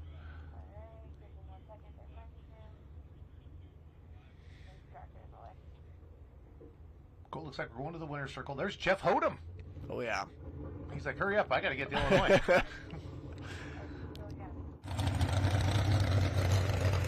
All right, ladies and gentlemen, we're down here with Jeff Hodem with a fully loaded tractor, your winner of the Open Super Class, a distance of 336 and 665. Jeff, how's it feel? Dude, I'll tell you what, the track is great today. I feel the track is a lot better than last night. Now, that's not totally fair because we were third class last night. But the guys did an excellent job, excellent determination. I talked to them this morning when they're building the track. What are you guys going to do? We're going to put water on top. Are you going to disc it in? We haven't decided yet. Next thing I know, here comes the disc.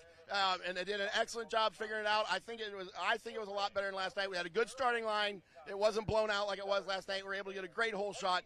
And we were able to get down the track, and I couldn't be happier. It's one thing to be in the top three, like we were last night, finishing up third. But I tell you what, to win it, oh my gosh, I can't be happier. Absolutely. And speaking of top three, I mean, you're second in points coming to this event. You've had 3 seconds so far this season, 5 top 5 finishes. I mean, and this is just going to top the cake there. I mean, just an awesome run, man.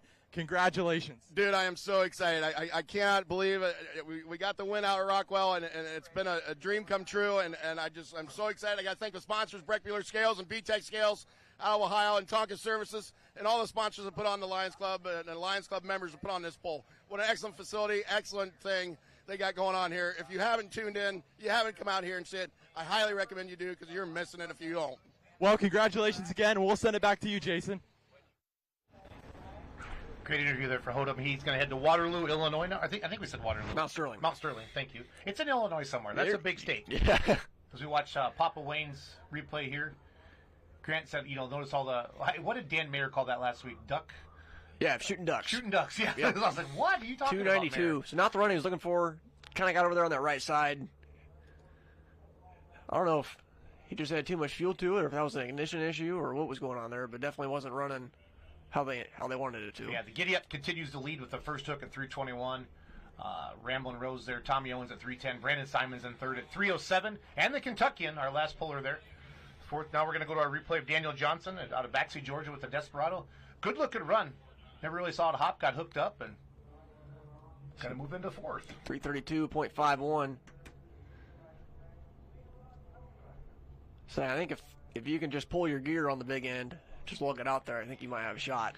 So last night in the two-wheel drive class, Grant, honest to God, the rear tires are coming off the ground. On the slow-mos, it was crazy when that box was hitting them, topping them out there. See the Desperado slide. I don't know what causes that. It just seems like that's what happens in two-wheel drives. Joe was basically saying it was like 1-to-1, like the tires were so tight to the track. And when they get going, it was neat to hear. That was kind of what happened with Mason the first time when he backed out of the throttle. Yeah. He was open. It was just so locked to the track that the engine could not overcome it. So he was able to get out of it. We made some adjustments and came back and made a good pass. The Steve Bunnage coming up next takes the licking. Currently 7th in the Grand National points. Good to see him back out making passes this year with this newer tractor. Does not have a top 5 yet this year. But, no, but he's doing better than he did last year. Exactly. Yeah, last year he had his arms in cast. Yeah, that was not good. Running back out there at the middle of the track again. So I always feel like Steve's one of the ones that does a really good job with sponsors as well as like Jeff Hodum. Yes, he does a very good job. You see the tractors. Got Summit, the cow. It's awesome. Steve's a big farmer in southern Illinois. Yep. How are your guys' crops looking in Indiana this year? They're looking good. We've had a lot of rain recently. Corn's good. I think the early beans are going to be all right. Just seems like the later planted beans are struggling a little bit, but they're beans, so it is what it is. You get what you get. See those different style injector hats Steve runs. It's kind of unique about this tractor.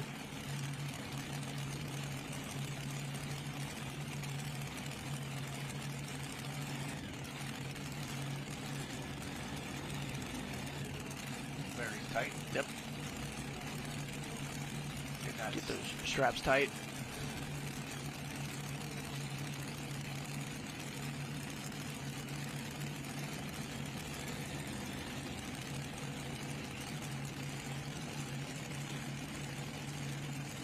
Get that GoPro turned on. I love that. Everybody's so good at that now.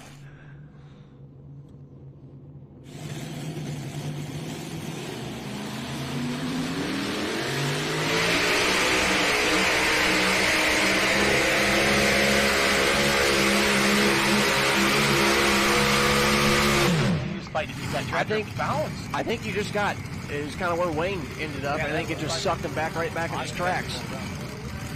That's one thing I think in a mod or the unlimited classes, if you run, kind of where the guy in front of you did, it'll suck you back into where he ended up at a lot easier.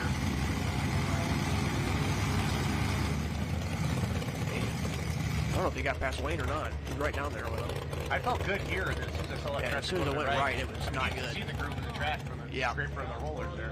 Yeah, 299.395. So he did get past Wayne by 7 feet, but he had to be all over the brake. Oh, that hurt his run pretty bad. There's your top 5 right now. The Kentuckian in 5th at 292. Jake Slicken just slid into 4th. Simon says 307. Ramblin' Rose 310, and Jeff Rose with that first hook still sitting out there at 310. Gonna have to so lay if it you're down. helping Les right now, like your dad is, what are you guys thinking? Are we gonna try something different? What do you think you're going through your dad's mind right now? I don't know. Probably just making sure the back motor actually runs this time, but it's gonna take a run. I'm not sure if the track's gonna be there to be able to get past them. We've seen guys, be running that middle of the track, and Simon went over there and tried that left sideline and still wasn't able to get there. So Bill Kramer was our first bowler. Laid one way out there. They reset the sled. Now he came back 6th at the end of the class. he thinks that track's going to go away, so he's trying to run as soon as possible. See if he's got something for him here. Probably not wrong.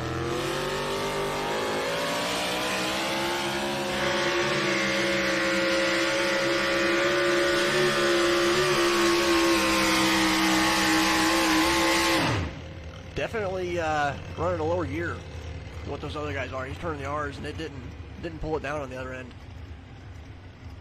Good pass for Mr. Kramer there. Good straight run, didn't bounce.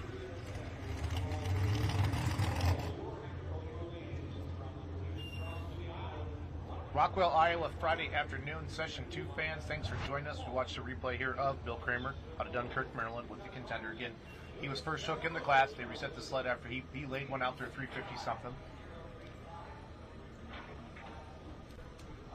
You can really see it in the replay there. Those tires just working that chassis. Slide into the 6th spot at 325. Old Ted Skelton out of Hartville, Illinois on the Rock continues to lead at 340. Favorite thing about the mini rod class just got texted to me. Grant, what do you love about running in the mini rod class? Probably just the speed. I mean, it's an exciting class to watch. I always liked watching it before I even got in it, because it seems like with those things, anything can go wrong at any moment. So you have the highest probability of flipping one over. I call it the bull riding of Yeah. tractor pull. The horsepower to weight ratio. Then the light super class next. Yep. And the horsepower to weight ratio on that. So that's kind of how the light mods are too. Oh, agreed, 100%. Again, Grant Theobald in the booth with us here. We had Colin Ross to start off the show. He did the Super Stock Opens with us on the 4-1s. Congratulations to Jeff Hodem, your winner here today in Open Super class. You can see some of our volunteer firemen. I believe that Hodem was able to take over the points lead with that win. So we can take a look at that. We got a second here. So that's definitely where he wants to be at with, I think they've got, 2 hooks left? Bowling Green? Just Bowling Green. That's a great place to end the season at. Yes, it is. Do you remember your first truck or tractor pull? How old were you, Grant? I was in my mom's stomach. well said.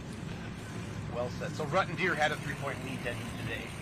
Fully loaded was 3 points back. So go back and look at the distance there to see where Bob finished up. But I know you were doing a little math there. Yeah, I'm trying to figure it out. Pack Rat team was wrenching on this tractor last night. Not sure what happened on the first run, but definitely had something wrong. They had the motor off. They were starting it up. Looks like they got everything ironed out. See if it makes you good run for today.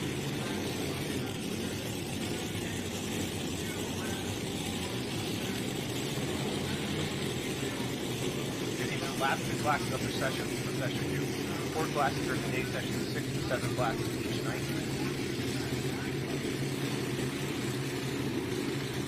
If you notice on this tractor, they're running the wedge heads versus where everybody else has a Hemi style head. So they're running the Chevys. A little different combination. Still running the 871 superchargers. Okay.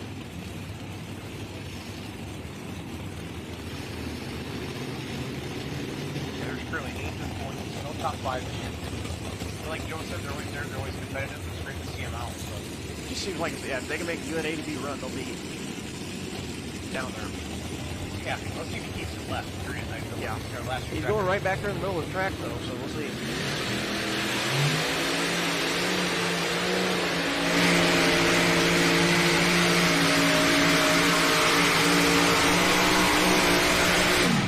Keep it left and a very good pass. Very nice pass from Mr. Christensen.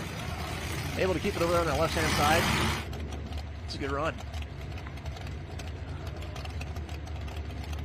Seth Davis and the Backbeat out of Jefferson, Wisconsin, coming up next.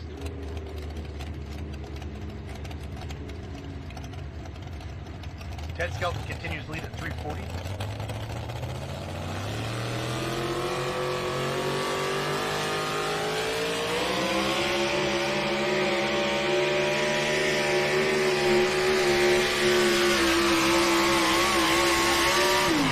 Ground speed there. He did.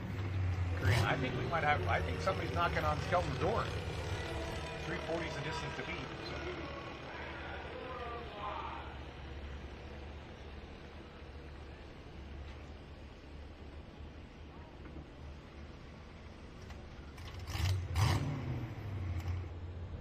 Okay, we're going back to Christensen's here. What'd you see? New second place. That's Holy cow, Grant. That's a great run right there. They got to be tickled pink. Left He the did have line, great just momentum. barely keeping that front end off the ground. It's right where you wanted it at. I mean, after the work they put in last night, I'm sure they got to be really excited with that run. Oh, tickled pink. You can get top 3 at the Grand National in the mod class. You're doing it right. You're doing it right. So Giddy Up continues to lead Jeff Rose at 321. It'll be tough to get him, I'm afraid, but you never know. You notice there on that big screen there, the 1X Dirt Slinger, I believe he is a scratch for this afternoon. He is.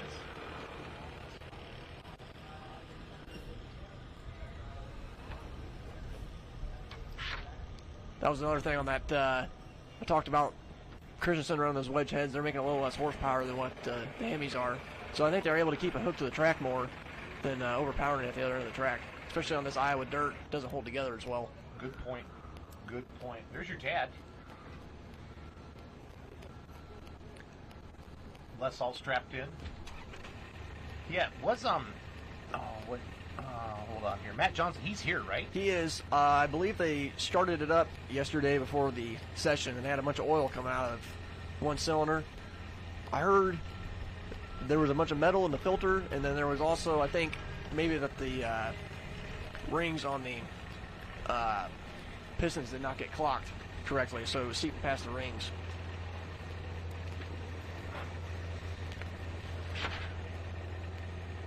Les Corporal going to be coming up next here. I saw a picture of it. They got it out a couple weeks ago. I saw a picture of it on Facebook. It looks really, really cool. Yep.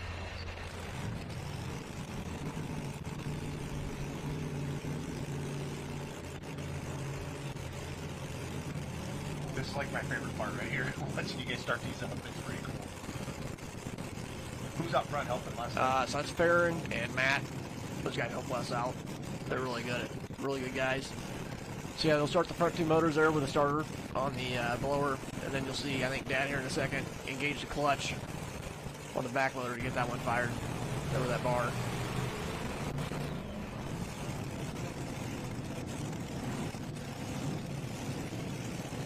Yep, so they got all 3 running now. Yeah, last night I think he went down with just 2 running. Yeah, it seemed, so he left the line, he started coming with the throttle, and you can see it on the race pack. He was about 20% throttle, and the fuel just fell off for some reason and just killed that back motor. So we're not exactly sure what happened. We changed all the ignition stuff, made some changes with fuel. So we'll see what happens here. Hopefully we get all 3 running on this pass. Yep, that'll make him happy. He was on a good run yesterday in the light mod class. Just kind of took him off there to the right, had to get out of it. He did the right thing. He was pulling out of bounds. I talked to the mod pullers and electric pullers. When those 30.5 you hooked in, Grant, there's no... It's really hard to ramp back around. Sold out with already in this class with tonnage. Yes. Les has 1 top 5 this year. Total placement in the mod class. And that would have been in Farmington on Friday night. Saturday night did not happen in Farmington. Nope. Whole thing cold rain. It rained in Hutch. We lost 1 at Toma. Travis Emmett, True Peshtigo, Wisconsin will be our next puller on the four-wheel drive truck side. All right. Grant, I know this is special to you. Yep. Good luck to you. Thanks.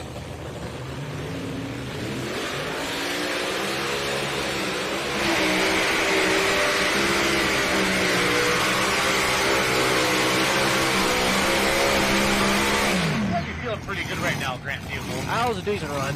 Front end got a little too high, but he did a good job driving over the line. He was pretty smooth. Did better than last night, went all the way down the track. So he'll be in the top 3 for sure after that. I think if he just could have kept that front end down a little bit more, he would have been right down there.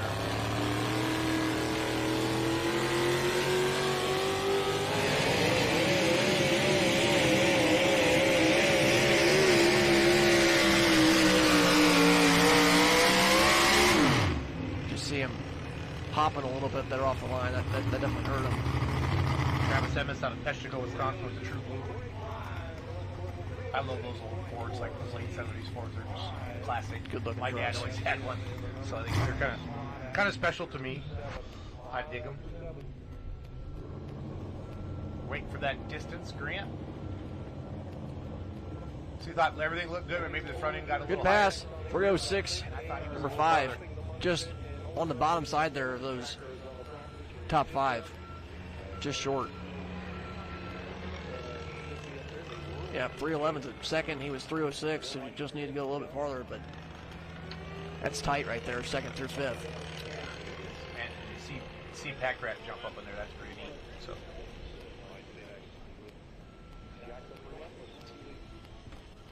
Travis Ames, I've been told, not Emmis. Travis Ames, Peshtigo, Wisconsin. 322, got up on number 9 spot. Starting to fill up that top 10 leaderboard here. 34 in the class. Yep. Holy cow. I think the gear selection of the four-wheel drive class is going to play a big part. Seems like those guys that are on the lower gears are just kind of struggling there at the end of the track.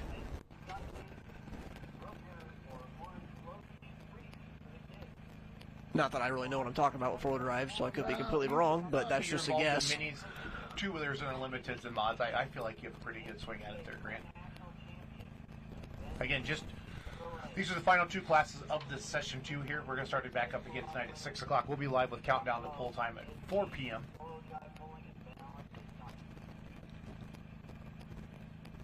The Money Pit coming up next, it appears. Lane Bollinger.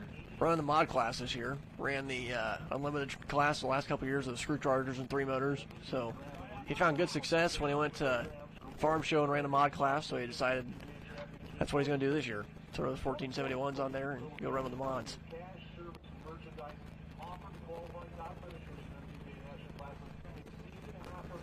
Tractor's definitely had good success in whatever class it's been in. Won a light unlimited championship a couple years ago.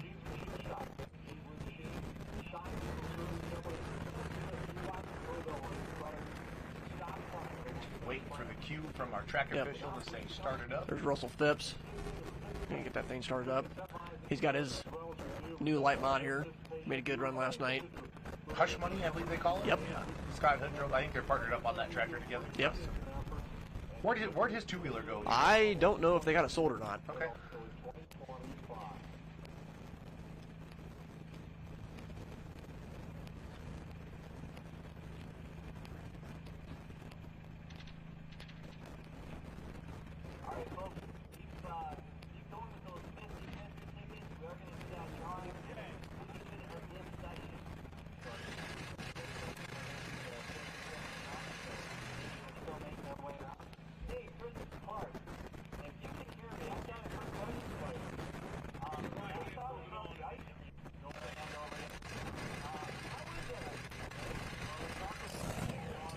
There we go. Yep.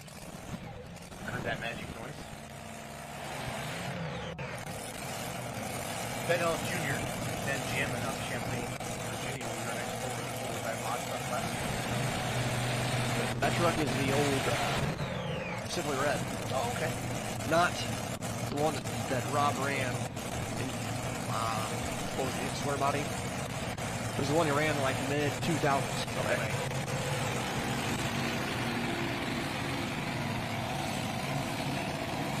I think Rob sold Simply Red to Colorado, I believe. Yeah, somewhere out there. There's a guy that runs that group called NTPA. Yep. I saw it out there a couple years ago. I'll make that through. So Lane is going all the way on the right sideline. Trying something, see if he can get past Jeff Rhodes. I think that's right. That was what Simon did last night. Yep. Looks like he's angling that over to the left. That starting line for the better over there. Just trying something new. That's what it's going to take. Can't throw a shot in the dark with sticks. Can't limit at this point. No. Everybody trying something. 0-0.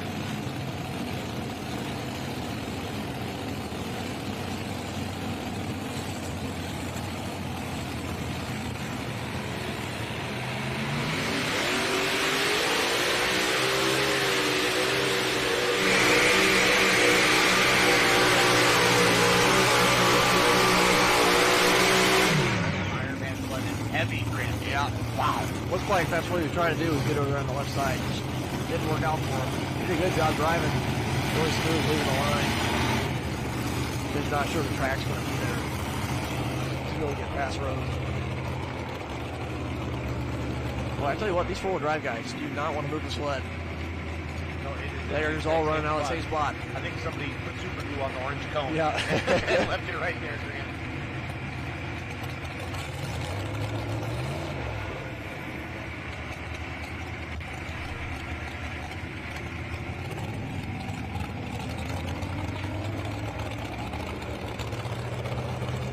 Alice has been jamming. Good on that truck. Tighten the chain. Looking for the green flag.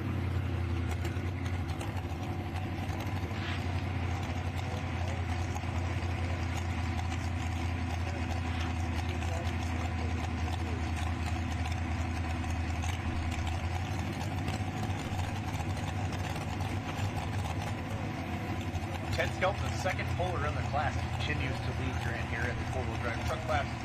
Friday afternoon, session 2, Rockwell, North Iowa Nationals. 34 trucks in the class. How many miles is that? They were about 3, 4.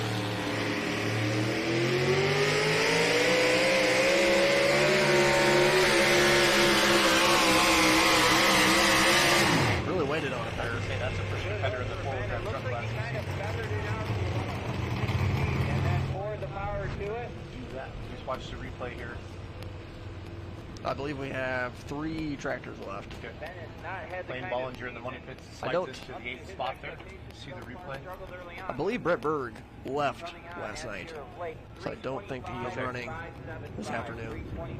Rob Sposser's Simply Red truck was sold to Ron Green out of Fort Morgan, Colorado, and is now called Jackpot.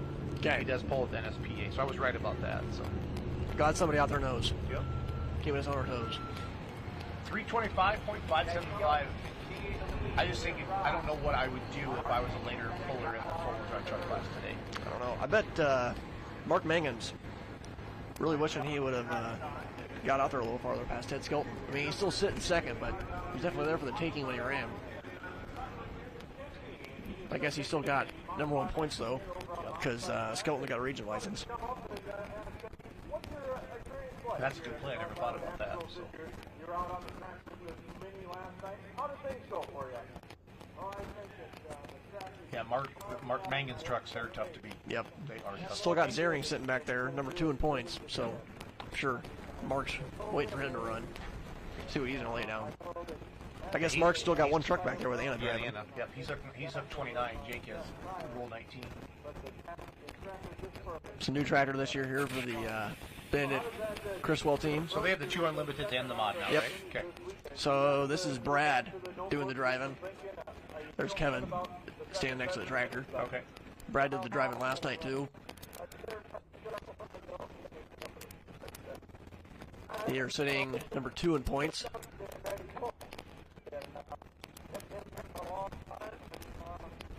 I think. I'm checking it right now. Oh, they dropped 3rd. Yeah, they're 1 point behind Simon.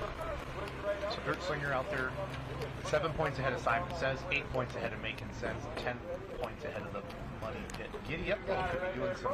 They're 13 back, but they might pick up some ground today. It depends how it shakes out. I'm curious to see what the fuel drivers look like after last night. Yeah, that's The field picks won on fullpolepicks.com. really Both field picks. that's impressive. So that was like, wow. So it was a good day for Beatty. You know, he went to Brandenburg and they called him out of bounds, and then came back here and got the win. I really thought when you get to that 383 or whatever it was, Yeah, that's kind of what I thought. But that's two-wheel drive for him. He just scratched the head.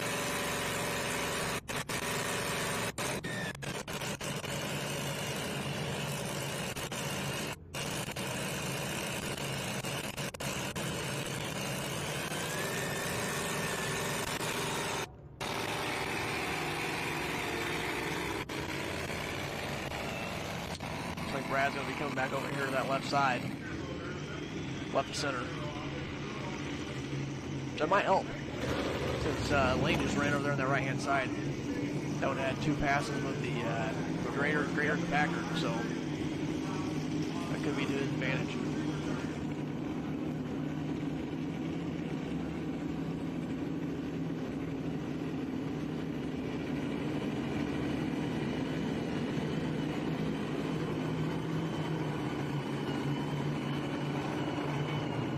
That's a cool shot. Good job, Scott.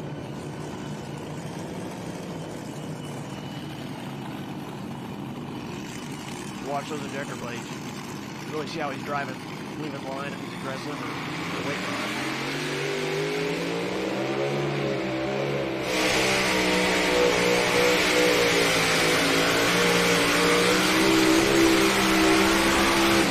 Perfect pass. Yeah. I mean, he couldn't say any more than that. Well said. He did a great job driving off the line, and that just thing just hooked up and changed the front end down through there. Dan Clifton, Merrill, Wisconsin, Extreme Whiplash coming up next. Let's go.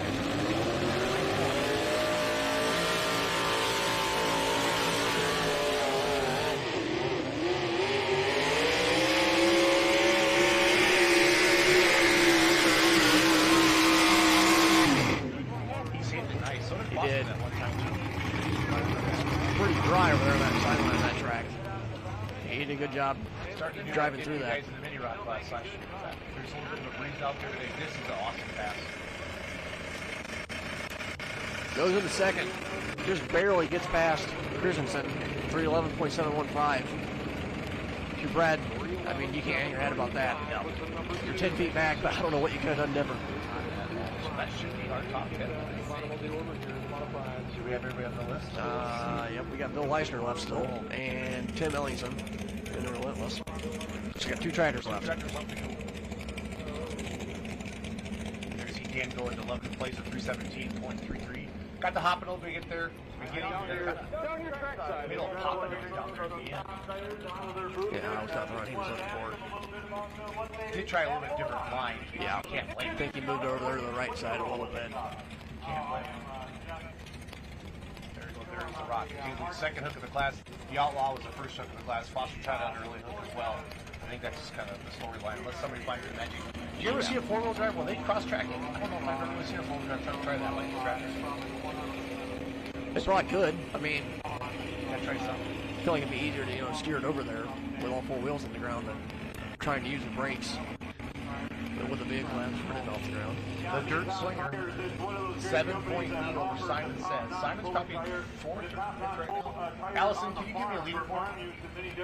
Allison, can I have a lot leaderboard really quick? Yeah, I want to do it. There's a lot of tractor pullers here this weekend. So Simon says is at 5th. Yep. So, making sense with a good run for points. So he's going to go ahead of Simon. 8 points behind.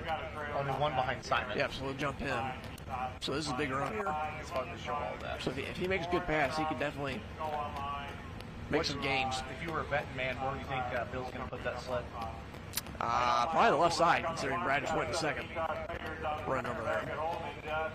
He likes them. He has nothing bad to say about them. I think that's a good sign for me, Todd. Well, it is. I mean, we are an agricultural tire company along the highway. But the tire Beautiful day here in Rockwell, Iowa, everybody. Do not forget about FullPullPicks.com. We have a bunch of cash games that you can get into tonight with the Outlaw Truck and Tractor Pulling Association as well as the NTPA here in Rockwell. 3 classes from Gibbon, Nebraska.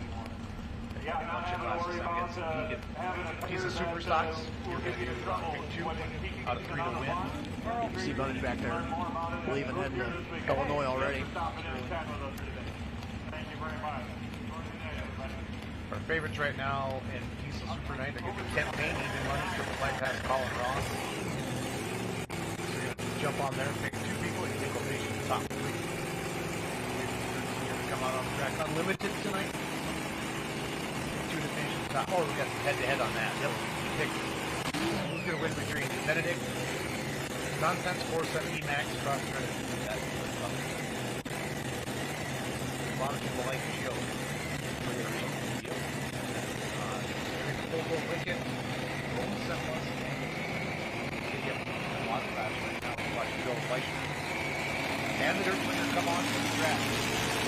That's one of those last things like Steve Wolf that's been around that you've heard a long time. Who are some of your pulling heroes, Grant, growing up?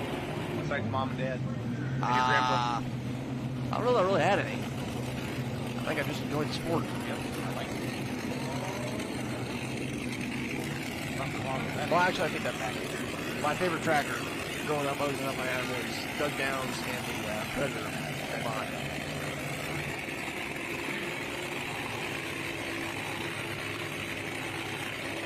Has Lessons Learned been out much this year? It ran at full recovery on Saturday night. I think he broke a fuel pump belt. Okay. Then he's kind of out of the points race because I think he got 0 points in Toma.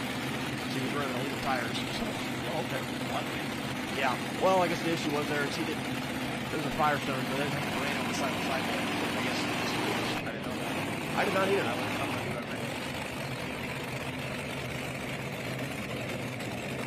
Speaking of tires, big detox. Sitting on the back. Definitely the dominant tire in the game right now. This is your points leader and a legend in the sport itself. Bill Leichner and the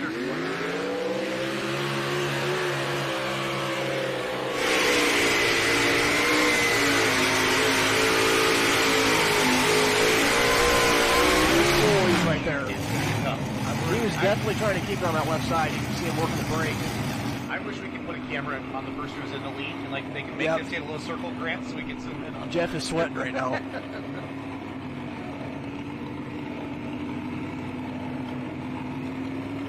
Stephen Glimsdale out of Frosty, Minnesota. Proud to be an American. Coming up next on the four-wheel drive truck side, watching Bill Leichner. A couple little bounces, but nothing terrible, Grant. Kind of corrects it, brings it back to the left, and then it's just, this is the horsepower game right here. Oh, he's just short. 2 feet. That was a great run, though. Oh, wow. By far the most impressive run if you think about that. Yeah. Seeing everybody else do in the class.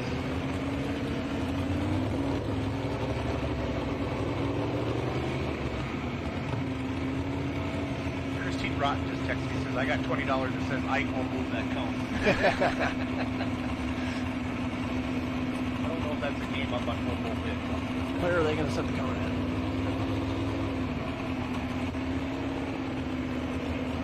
Proud to be an American out of Frost, Minnesota, Stephen Glimsdale, Ted Skelton's company, Rock. Somebody's going to have to do something special. Listening to Grant talk. Get ahead of Skelton here today. Starting to see the right center. Yep, just a touch. Some of the tire tracks, maybe.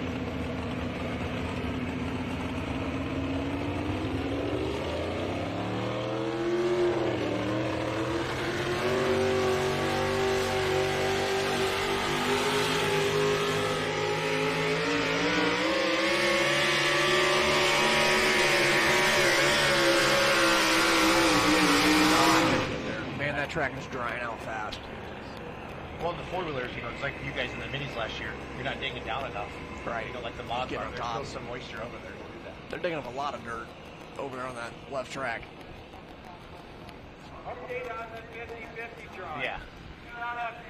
Well, it's just drying out. We were talking about it. You see him putting water back in there with the grader. They're trying. So you got about 10 minutes left. So the distance. Proud to be an American goes 302.73, going to slide him into the 12th spot. Next up will be Jamie Bush, Wild Ride, our hometown guy out of Mason City, Iowa here. We're on truck 13, truck 14 of 34. Our marathon of four-wheel drive. Tell you what, it is a good thing that the contender came back when he did. Yeah. That was definitely the right decision to drop 6. Because if you drop that, you either come back 6 or come back last, right? Yep. Okay. Yeah, he knew what he was doing. Track is definitely going away. Knew what he was doing.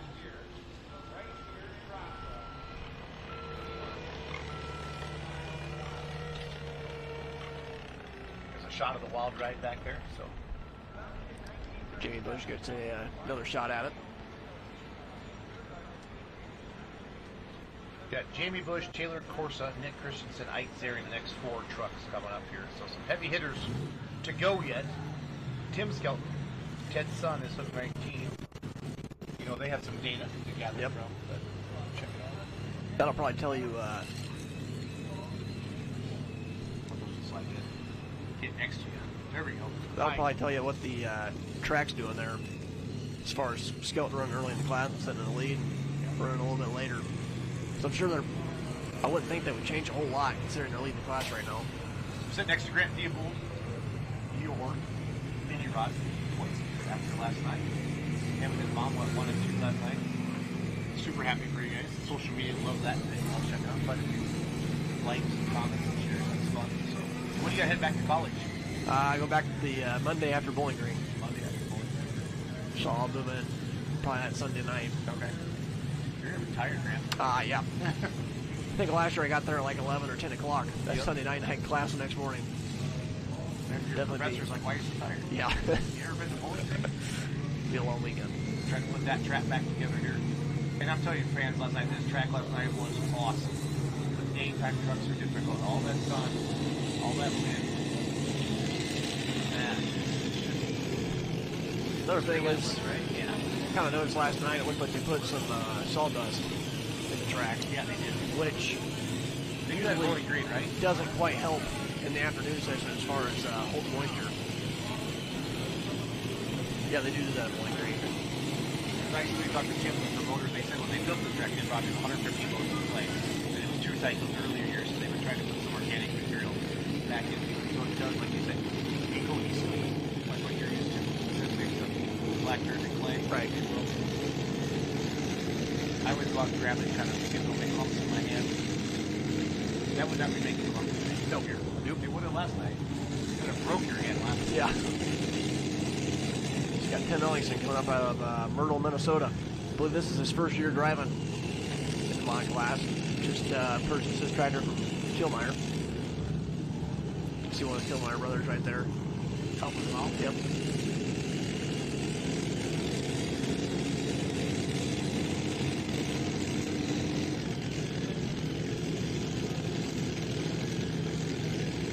Got one more shot. And Jeff Rose then lead the whole class. You're taking something. Yep. That's got to lay it down. Back.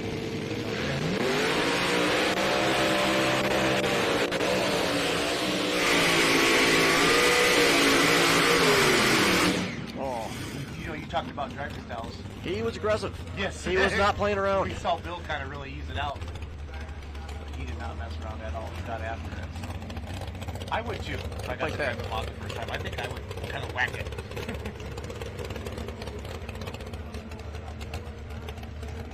Had something laid down on him there at the end of the run. See if we see any fuel. Send the replay here. It's not a good run. 270.12. Kind of, yeah, I don't know. Just started pumping fuel there and then just laid down on him. Not quite sure what happened there. Definitely not the run he was looking for. So giddy up. Jeff Rose is going to be your winner. 321.02. Led the whole class. Made 2 really good runs in both my classes here this weekend. Yeah. Yeah, I think they got 3rd last night, maybe 4th. I know they were very tickled. I talked to Ricky this morning when we had breakfast. He said, look, they're getting it dialed in. I'll have to go back there and put that 4th motor on and get ready to run the Lindsay class tonight. Here we go, Jamie Bush and the Wild Ride. Lives about, I think 12 miles from here. If that, it's really close. Hometown bowl.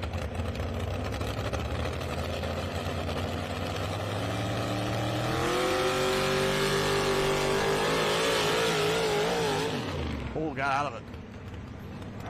Hopping there, not what you want. So he's now got the option. He can either come right back or he can drop 6 and make some changes.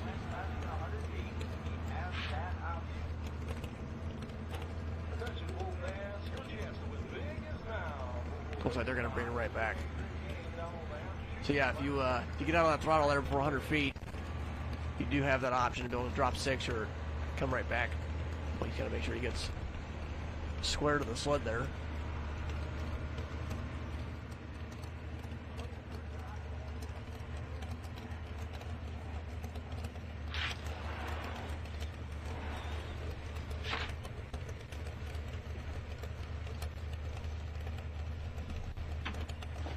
Chris Regal's watching from Mountain City, Missouri. Brad Holzhauer's watching from Nashville, Illinois, our promoter of the Pullers Championship. So excited to have them.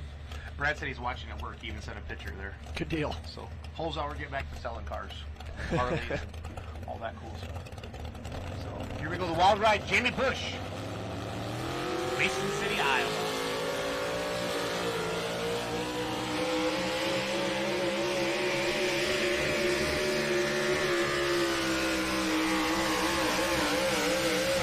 Good run. Yeah. Very good run. That might be a new Is leader. that just horsepower, you think? I don't know, but it worked. Yeah, whatever it was, it worked. Thanks, Grant. Captain Obvious. Love that. He got out of there on that first run and came back and got it right down there. He just knows what he's doing here. I don't know what it is, but he's got this track figured out. Yeah, I hear him yelling Yep, outside. that's a new leader. Crowd's going wild. Great run. Especially, I didn't think that anybody was really going to get past Skeleton with how that track was, but he figured it out. Right down the middle, too. I mean, nothing crazy other than just getting hooked up and hammer down. He does well here, though. Yep. Like we talked about, there's some vehicles, 344.375.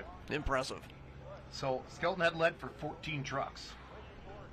All right, well, he just proved it's there. So it can be done. Nick Christensen should be up next out of Cumberland, Iowa with Nut and Honey.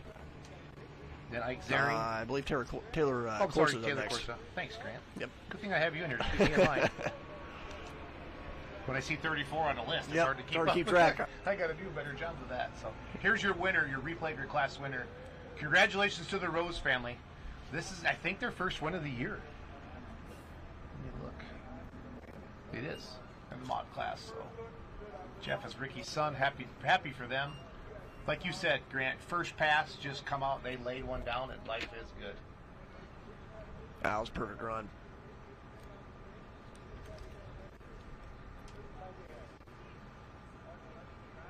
How about Pack Rat? Getting fourth. Sure they got to be really happy with that run. So here is your top 10. Again, Giddy Up can take the win at 321. Leichner come back late in the class like that to lay that down. That's pretty impressive. To move into second at 319. Making sense, 311.71. Christensen, really impressive pass for them. Go top 5 here today. You said they were wrenching on it late last night. 311.13. Ramblin' Rose, 310. Last night's winner, Simon says, 307.8. Corporal Punishment, 306. Takes a Lincoln, 299. Kentuckian. Allie, leave that up for a second. Let's talk about points, Grant. I got this up here. What do we got? So, Dirt Slinger had a 7-point lead over Simon says. Yep, so he just picked up more, right? Yep. Benedict will go into the second spot now. Okay.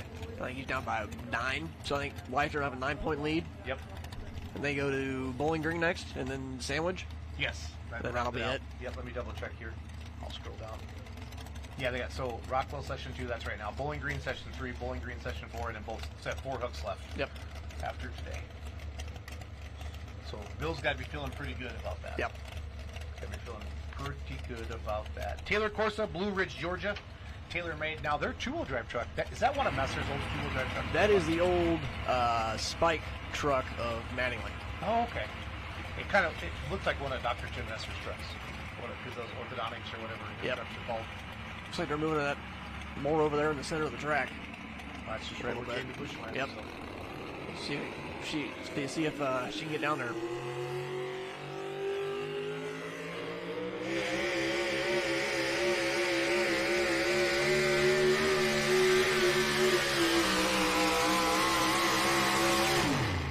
Good run. Yeah, we had not had a lead change in quite a while here. And then Jamie Bush came and said, no, it can be done, like you said. I wonder if they're getting more water put back in that track now.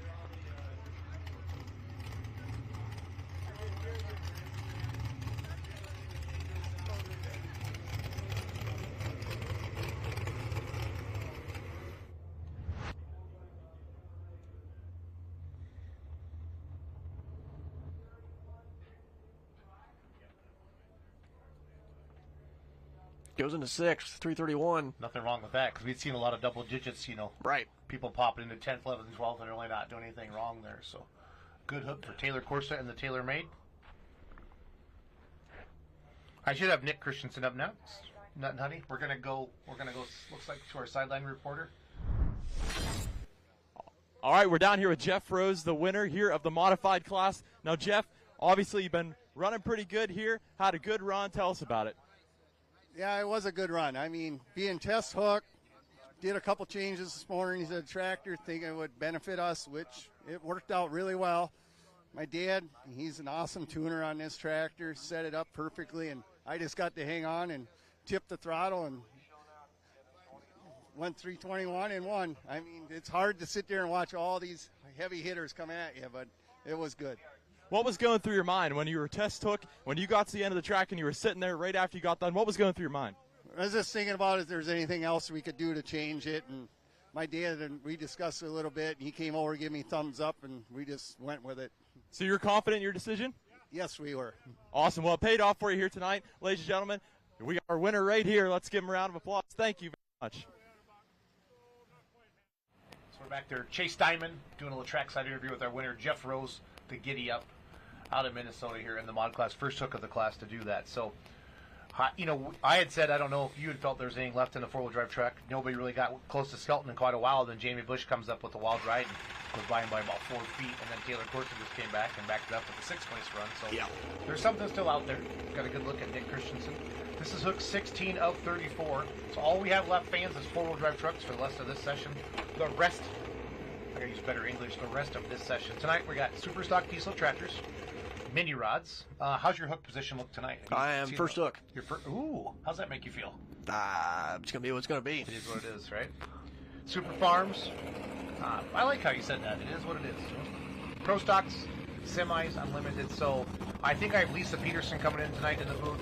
Chuck Knapp, and maybe Les Corporal tonight. I asked him to come in as well during the minis.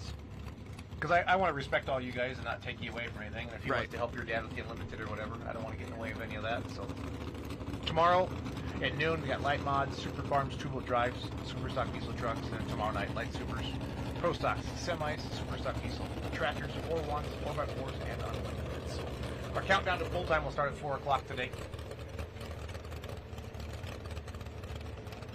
Kind of covered tonight's sessions, things like that. What time is it now? 2 o'clock. So we should be done by 3 today, you think? What's an hour? Run classes?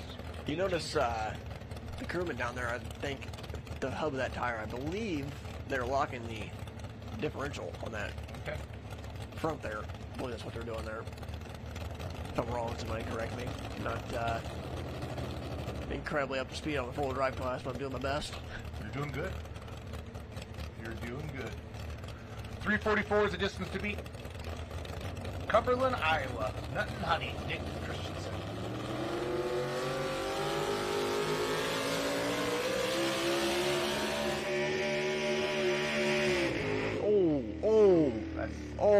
That's a lot of metal. That's rods out the pay-up. That is not good. That motor's wrecked. Get Steinman down there. Rogo, Allie, tell Steinman to get down there. Get our camera guy down there. Yeah, that is. Get our camera guy over rods. There. Tell Scott the boogie. Out of the motor. That's going to make him sick to his stomach. Yep. They're not fixing that today. That is the work. As a competitor, as an announcer, you're kind of like, ooh, ah, but as a puller, I just want to throw up. Yep. Because I know. That sucks. That is the worst.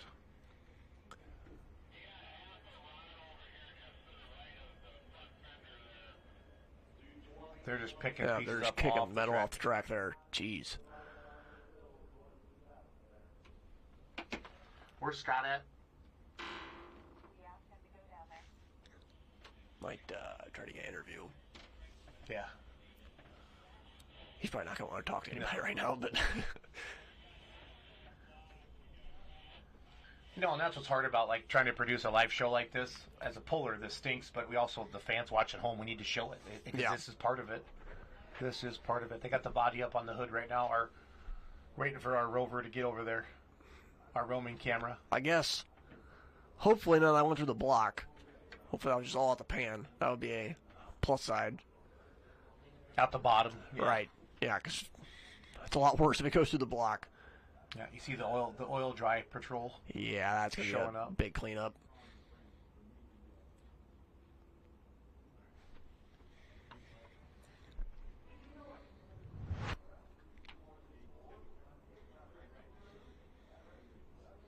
Doug will slow this replay down here.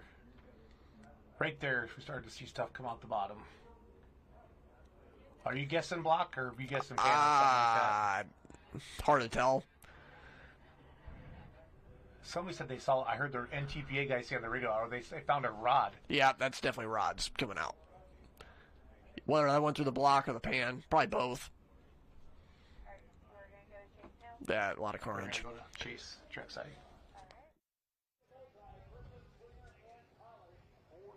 All right, ladies and gentlemen, down here, I got a chance to talk to him. Excessive liquid, and that's actually oil coming out of the bottom of the block there. He said he had a rod go out, and unfortunately, a tough run for him here tonight. He was right around that 220 mark and had lots of ground speed going, but unfortunately wasn't able to make it happen tonight. Super good spirits as well. He said he's going to take it back, get it fixed up, and get ready for that next hook. We'll send it back to you guys. You're back. All right, so thank you, Chase Diamond, for getting down there on the track, letting us know what's going on. Tough break there for Nut and Honey and Nick Christensen.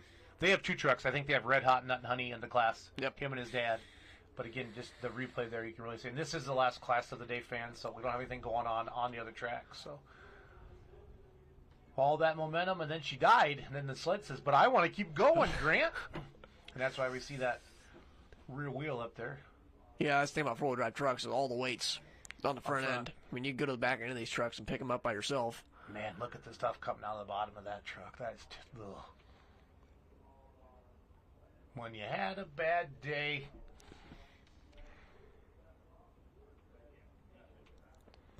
You were absolutely correct about the crew person locking that hub. You've been confirmed.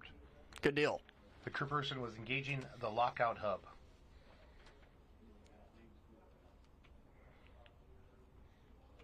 Jamie Qualls was watching at home today. Old JQ. JQ. Not GQ. JQ. Super fan here. Just see the cleanup there. Yeah, that looks like they're making cement, Grant. Yep. Yep.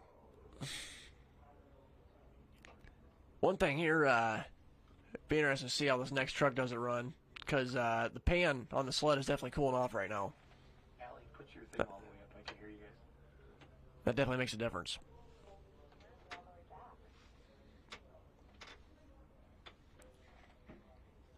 You got it now. You did it right.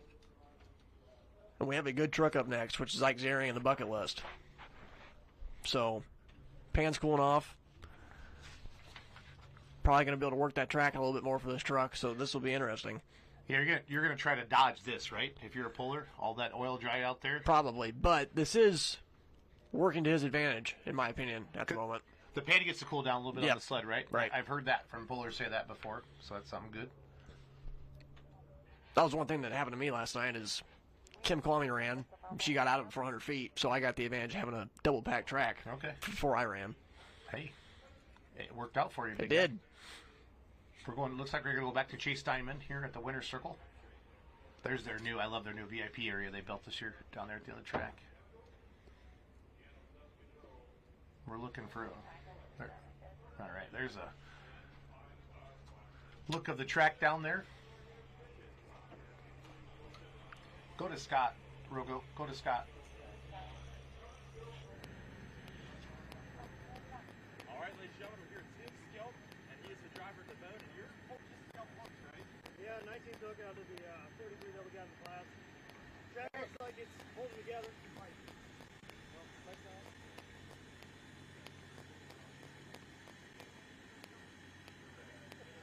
So we're here with Tim Skelp, the driver of the boat, getting ready to hook. Yeah, 19th hook out of 33 in class. Dad punched out there earlier, was leading for a very long time.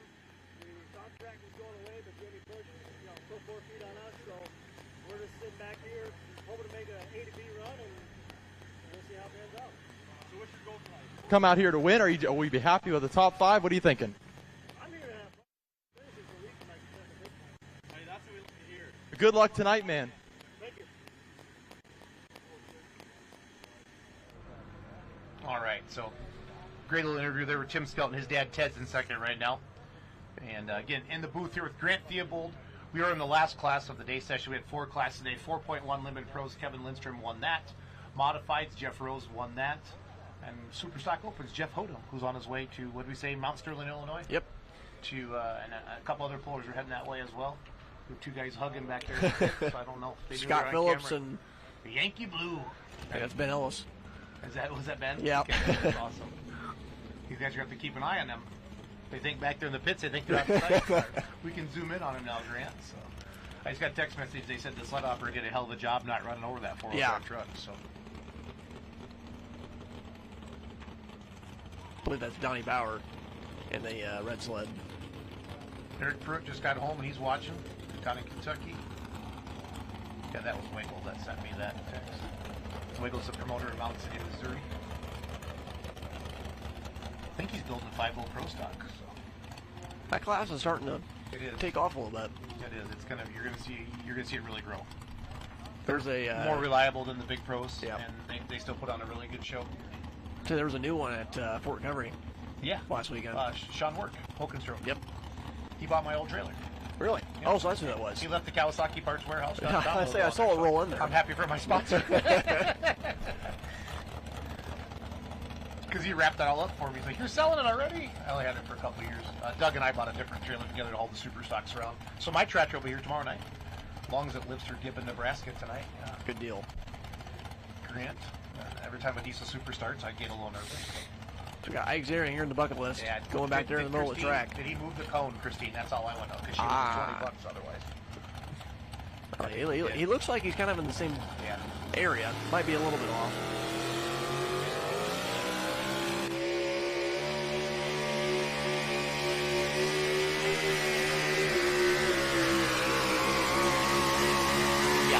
Good run. I think we got ourselves a new top 3 truck for sure. Is there a little bit of a hill there That's coming up kind of what there? I saw. They're about like 200, I didn't know. 250 feet. Kind of went over a little bit of a hump, it looked like. Again, thanks for joining us. Just after 2 o'clock Central Time, last class of the Session 2 here in Rockwell, Iowa. Grant Theobald in the announcer's booth with me. You had Colin Rawson earlier. As we watch this replay a little bit, I feel like about 150. They go over 200 foot. They go up just a little bit of a hill here. Or a hump, like you said. Right there. Yep, right there. Yep. You see the sled go over it, too. That might have been from where Christensen stopped. Remember? Could be. And I bet that sled operator was pounding on the brakes and could have dug in there a little bit. Yep. So. That's up on number 4 at 333.18. So definitely a good pass there for Zering. Yeah, really good pass. That's a tough truck. Is that the truck that went through the wall at Louisville? It is. Christine said, "Pretty sure I lost." Yep, you owe Grant Theobald $20, Christine. He'll take it in 5s, he said. I'll be waiting. Yep, he'll be waiting. He needs some beer money for college. So.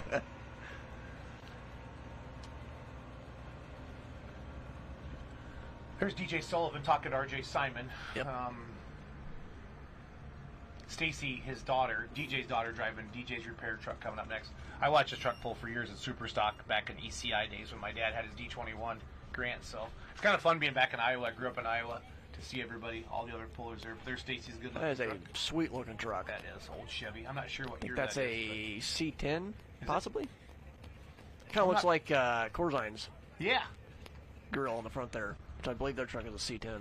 There's RJ going to his Cadillac golf cart there with his shiny wheels on it. That's actually Von Bauer's golf cart. Yep, so. with big.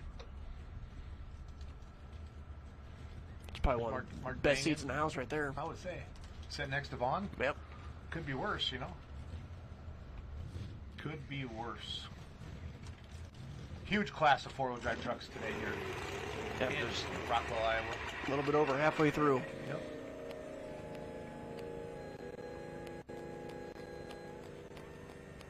What do you love about Bowling Green? Is it the amount of people? Is it? Yeah. It's Just the biggest. When you can pull in front of a crowd like that, it's all around. It's got to get you excited. Don't forget, fans, head over to fullpullpicks.com as we watch Stacy come up to the track. We have our cash pick games up tonight. Diesel Supers, Unlimiteds, Pro Stocks, Light Supers,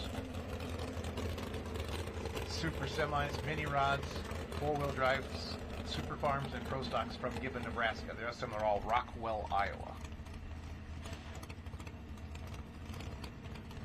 I need to put more money in my account after last night, Grant. Did you lose? I failed. Should pick me. I should have. Well, there was no money to be made on you because you were the favorite, so I like to take some chances. Yeah. So don't feel like that's a bad thing. Yeah.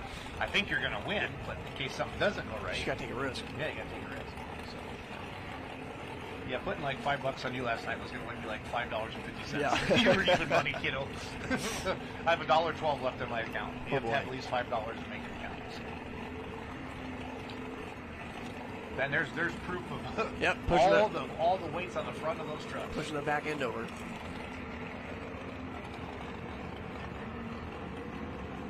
Stacy Hasey out of Manchester, Iowa. That is her dad. There's a good shot. Way to go, Scott. Look at the kill switch up. They own a body repair shop, so that's why their stuff looks extra special. So somebody's guessing a 69 or a 70 Chevy with that grill. She's hoping to pay you your $20 back at Bowling Green. So. Good deal. You might need it there. I probably will. I'm not going to turn down cash. No.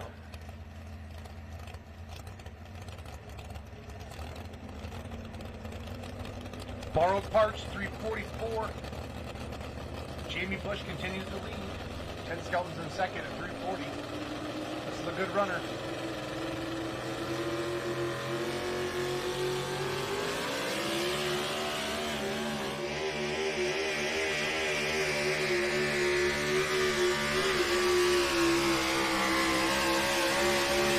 Nothing wrong with that. Right Mr. on down Theobald. there. Right. She was very aggressive coming off the line. Yes, Ben Ellis was the only one that really came out soft. Yeah. She definitely got after it.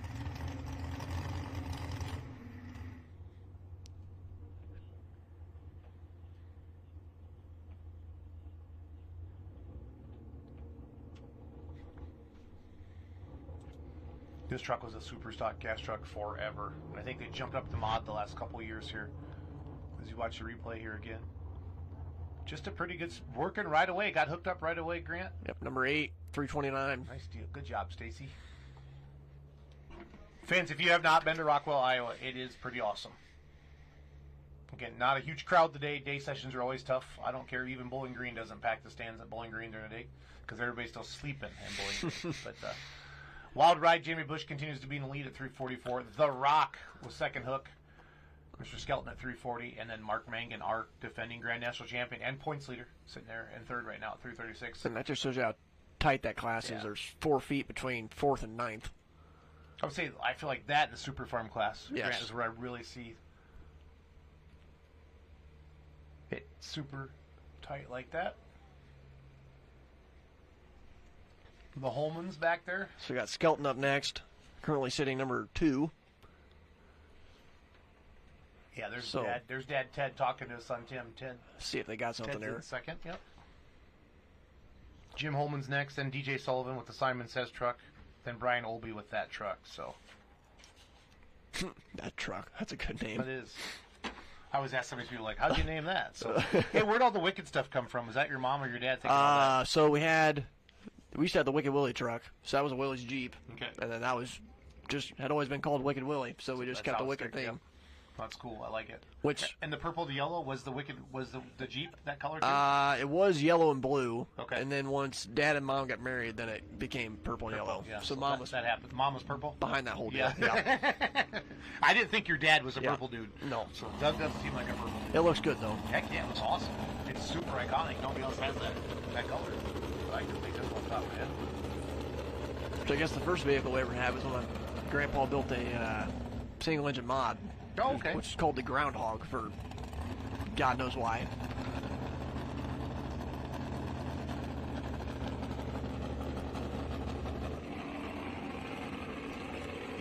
Good shot of the bone here. Like that front weight box. Tim Skelton out of Harvard, Illinois, the Bone. His dad's truck, the Rock, is in second. When's Anna Mangan coming up? She's coming up pretty quick, too. 23rd, so we got a couple more trucks till she's up. What's the biggest class you've ever seen of vehicles? It's probably a Bowling Green, I guess. I think there was 60 or 70 two-wheel drives at Bowling Green one time. How long did that take? Long time. Long time. Love it. Maybe Roger's starting to get that way, too. I think we had 50-something at Bowling Green last year. I think there's going to be a lot of two-wheel drives at Bowling Green this year. I really thought that Grand National licensing would slow some of it down, but it hasn't at all. where you had to have one. Yeah. I think there was 37 guys that bought one. Yep. Nope. Got hopping. Good job getting out of it. Okay, I want to know what causes that. Just is it they're overpowering the track? I don't know if they're just too tight behind it and it's getting locked into the track too tight. And it starts to bounce. Yeah, you'd have to ask a four-wheel drive guy.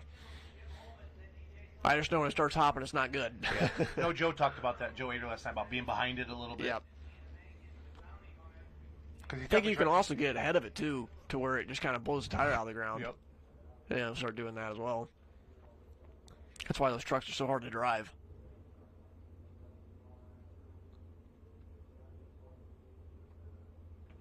So it looks like he's going to come right back. Yeah, I instead of dropping I don't blame six. him. Yeah. After what we've seen. Man, that left side track is over there. It's still softer when Blackburn was over there. He was the last person to try that. Terry Blackburn tried that in the open super class here. Yeah, that's how it was last night too.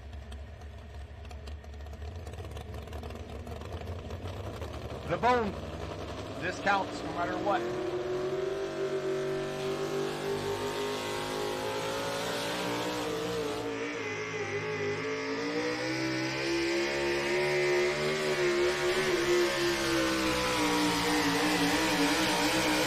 Good pass. Yes, he's right there. You can listen to it. It looked like he was kind of pedaled it a little bit there, about 100 feet. It worked. Tim takes a lot of pride in setting these trucks up, and he loves setting the truck up for his dad. I mean, just whenever you talk to him. Yeah, it's a good day for an umbrella, and not for rain. Yeah. Need the shade. Need the shade. Just glad it's not raining, though. Goes in number 4 spot. Good Dad pass. and Sonner, yeah. They're trying to do that Theobald thing right now. That 1-2 thing. How many times have you and Mom done that 1-2 in the mini class? I know more than once, for sure. Twice. We did it here last year, too. Okay. On Thursday night. So hey, I'd keep coming back. Yeah. Wild Ride continues to lead. The Bone just slid into 4th. Bucket List in 5th. There you see Ike Zaring, Foster Child, Desperado, Ted Skelton. What a... So, yeah, even though Mark Mangan's 3rd, he still got the first place point spot. Yeah, because those are regional competitors. Yep. Said, yep. Yeah, so the Outlaw has a 6-point lead over Rule 19, 9-point lead over Yankee Blue, and then a 19-point lead over Bucket List and Simon Says. It's really kind of a 3-truck race right now. But you can't really say that in a class of 22 have it can change Grand National licenses. So fast. Like Chapel Hill. Yeah, yeah. Coming in there. I didn't want to break it up, but we have to. Yeah. As announcers, Grant. Not my proudest moment. No, he didn't do anything wrong. It just happens. It just happens. I'm sure Jake Zaring's really hoping this track doesn't go away because he's 29th hook.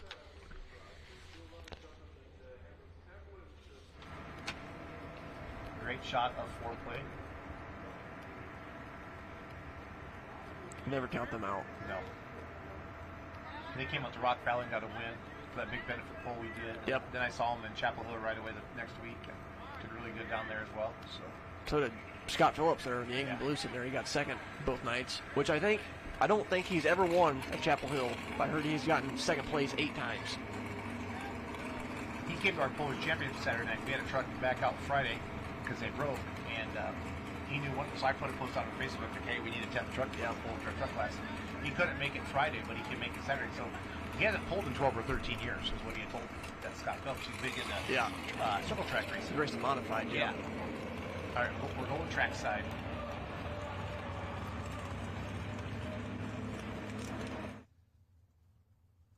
All right, ladies and gentlemen, down here with Tim. So we talked to Tim before on what you thought it was going to be like, how you wanted to run. Made a very heck of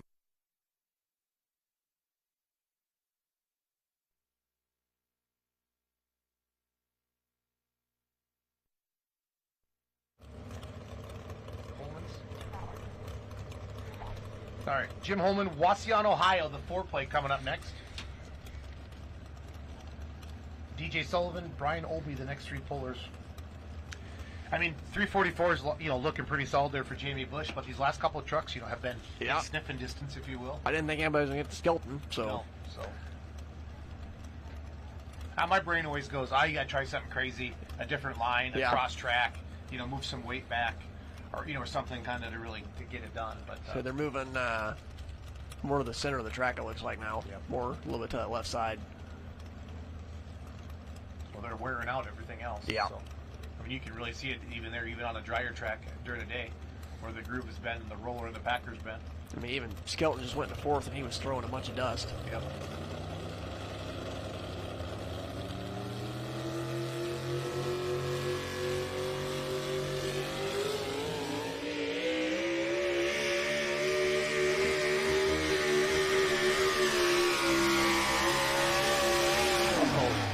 Good run. Yep. He's right down there. Got to be top 5 at least.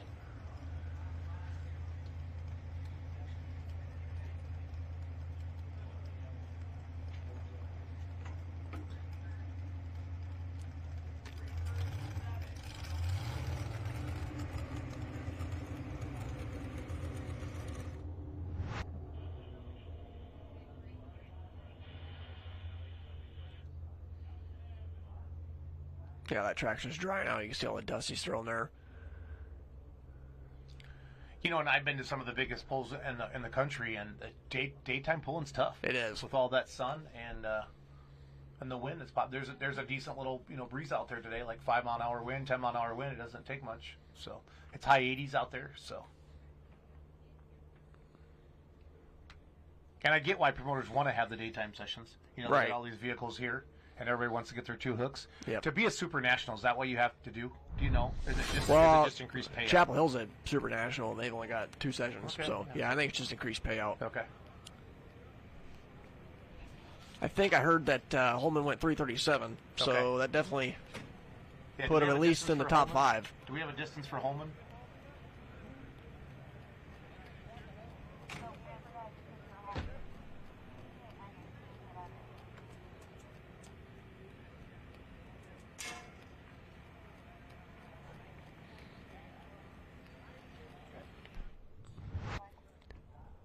Here we go. We got Holman's distance now, guys. Sorry about that.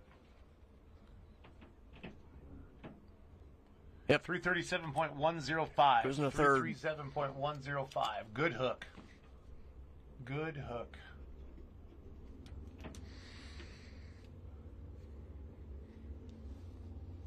It's still there. It is. It proved it. Yep, there we go. So Wild Ride, Jamie Bush continues to lead. Ted Skelton in the Rock. Holman just moved into 3rd. Mangan's in 4th. Skeltons are 2 and 5 right now. Yep. 2 and 5 right now. That finally bumped Megan out of the top spot for points there, since Holman's running for points. Oh, yeah. Got somebody ahead of him now. Holman's are back 30 points, though, so there's no real danger there. I love the look of Simon's truck here. This is his dad's original truck. Yep. Got the win down in Benson, North Carolina. And Dan Mayer told me the first win in 41 years for Grand National. Wow. For this truck, so that's pretty neat. Good story. Say, I was standing track time for that run, and he whooped him pretty good. Yes, I think he was last hook in the class, too, so that was pretty cool. He's going over that left side. Left to center, it looks like. Yeah, I don't know. I just saw Terry Blackburn go over there earlier. I don't think anyone in this class has gone that far over there, so we'll see if it works.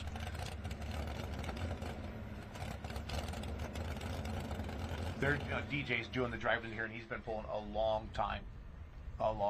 So, good truck puller himself. Their son Kyle has an 85 Limited Pro now, like a 466 tractor with a 3x4 Oh, really? turbo. Yep. What are they looking at? Something maybe with the hitch? Having trouble getting it hooked up? Looks like they're messing with the kill switch. Yeah, because he's behind it like that. I think it killed the truck. Oh, okay. 'Cause it doesn't sound like it's running anymore.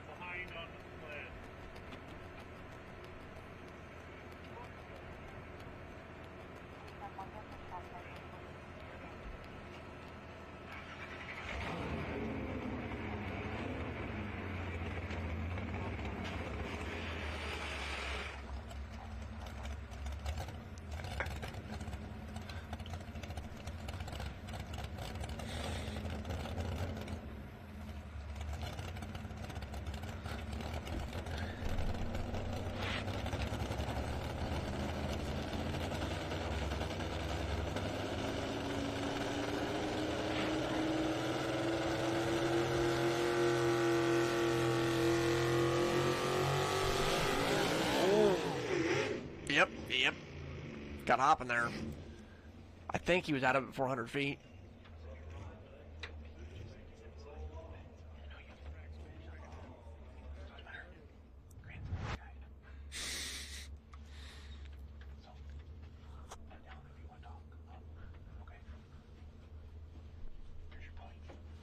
Oh, that sled hit him pretty hard there from behind.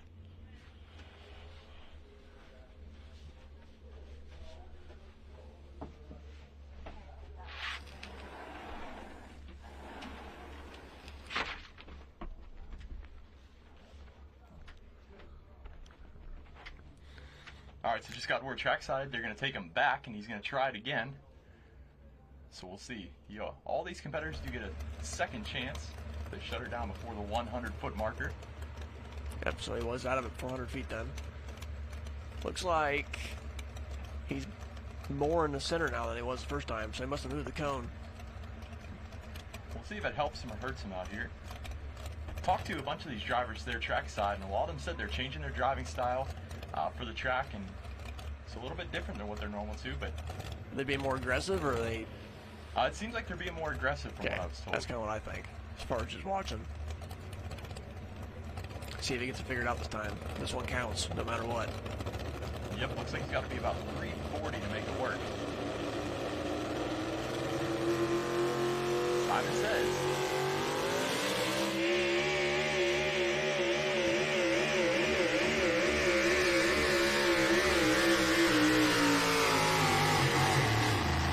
Just wasn't able to really smooth out down through there, just kind of hopping all the way down the track. Yeah, definitely hurt him. Absolutely, and every time those wheels come up off the ground a little bit, that's going to hurt his distance. But altogether, there at the end, it seems like he might have ran out of horsepower and just the wheels weren't turning. A lot of trucks have been doing that today. Just been lugging them down really hard on the other end. But it seems to be working because the guys that are turning the gear down there doesn't seem like they're going as far. Absolutely.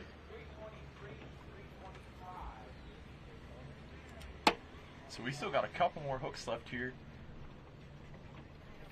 Yep.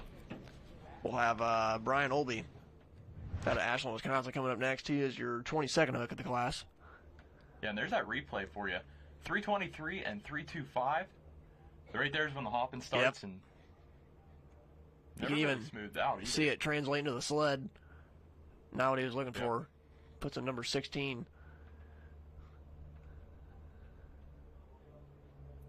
There at the end, that's it for him. There's your leaderboard. Wild card still holding out that number one spot, 344 and 37. The Rock in second, 340 and 99. And in third place so far, 4Play, 337 and 10. So what do you think? You think we're going to see anyone past that 344 mark? It's going to be tough. They're going to have to lay down a really good run. Then again, I didn't think Skelton was going to get beat, and Jimmy Bush put it past him, so we'll see. I kind of thought the track was going away, but it seems like it's still there for him, even though it doesn't really have a lot of water in it. Yep. Well, they've been spraying the track as well, but man, that heat out there, it's real hot here, almost 90 degrees, so that moisture just getting sucked out of the track as fast as they're putting it down. Yep. Awesome track crew here, doing a great job. So that wind's not helping anything either. No, it's not.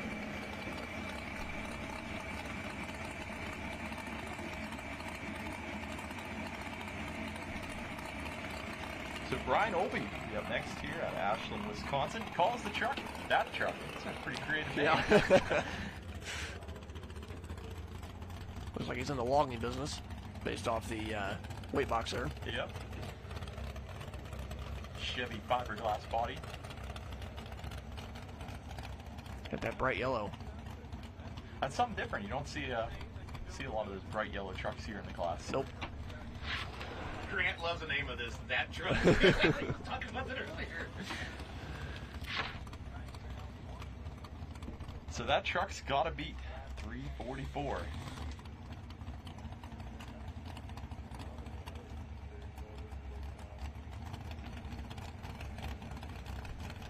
I don't think I've ever seen this truck run before.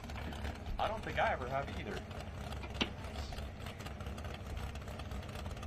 He got a region national license, so I assume he's probably running with WTPA Region 3 up there.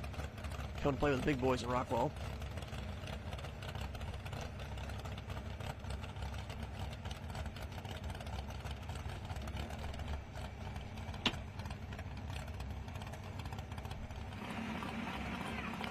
See a good shot when they're getting ready. You gotta get your gloves on, dude.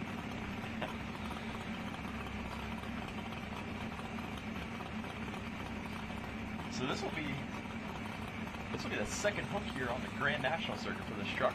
Okay. Ran there in Wisconsin.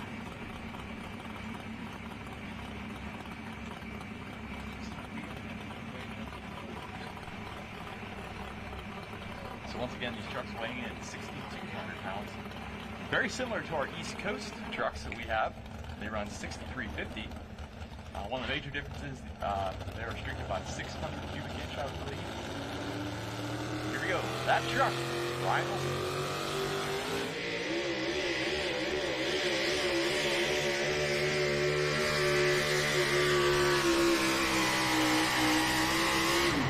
Seemed like he had good speed, just hopping again. It's going to hurt him every time.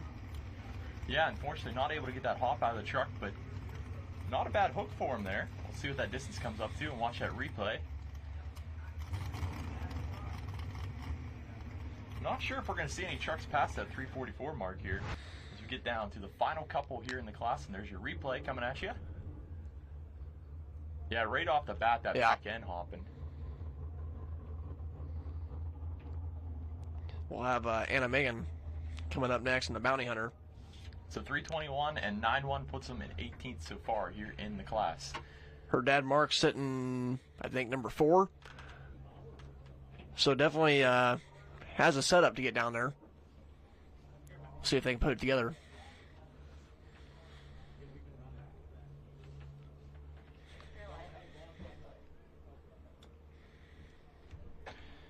So 4 appearances here in the Grand National Circuit so far this season.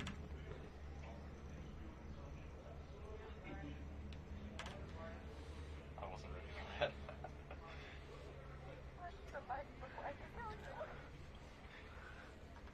So ran there, Toma, Wisconsin, got a 2nd place run, then 10th in Chapel Hill, Tennessee. So there's a truck that can get past that 344 mark. This might be the one here. She was later in the class there. I think she was first hook and dropped the bomb at Toma. The track definitely came around there at the end of the class, and she made a good pass. Able to get number 2. And she's got a sharp-looking truck there. That was one of my favorite trucks walking through the pits there. Love the graphics on the side of it. That's the that's Scott Phillips right there. The Yankee Blue.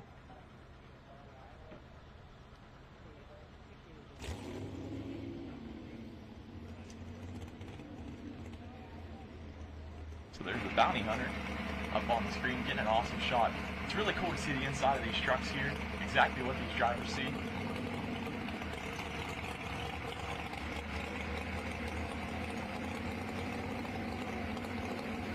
So, I mean, obviously you're a competitor. What's that feeling when you're in the truck, getting ready to pull onto the track, in that truck or tractor? What's your thoughts going into something like this?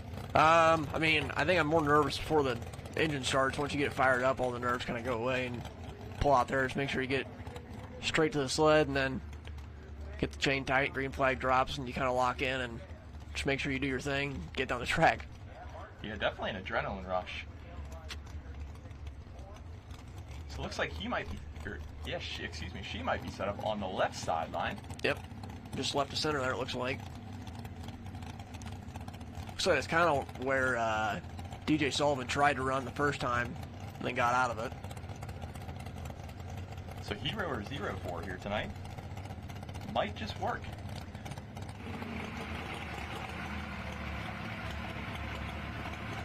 Definitely a capable truck.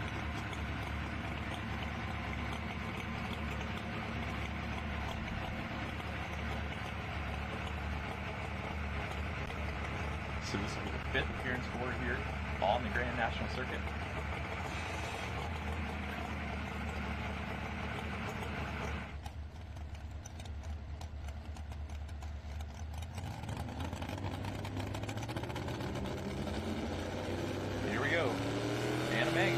Bounty Hunter.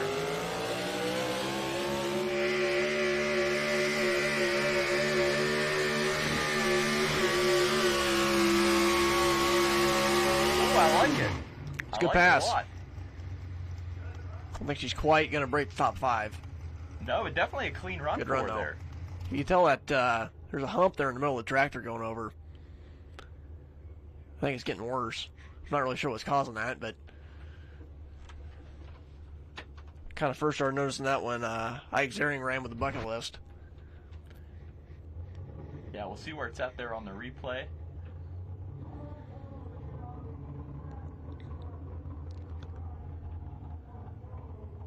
Yeah, right there. You can see it go over that hump. 329 and 9.6. Good enough for the 10th spot. One of the better runs we saw here towards the end of the class. Yep.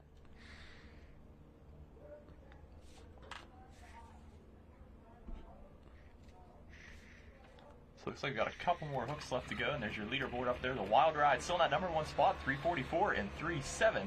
It's going to be your mark to beat. Not sure anyone's going to be able to get there. There's still good trucks sitting back there, but it's going to be tough. Of course, Jamie Bush just seems to have this place figured out. Every time he runs here, he's usually in the top 5 at least. So that will bring up Jake Kramer at Huntington.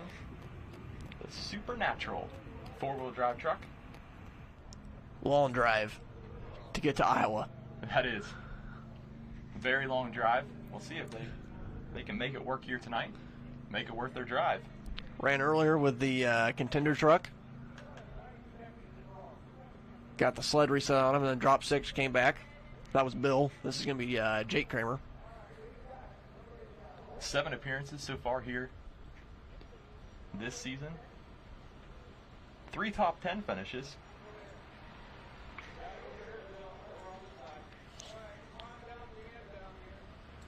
With the Supernatural. Awesome crowd shot there.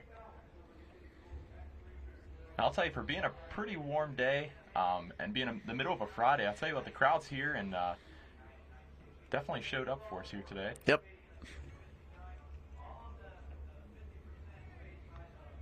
Definitely toasty outside there. The track's drying out a little bit, but I mean, track crew's doing a great job keeping that water on it. As we pull up Jake Kramer, the Supernatural 4-wheel drive truck.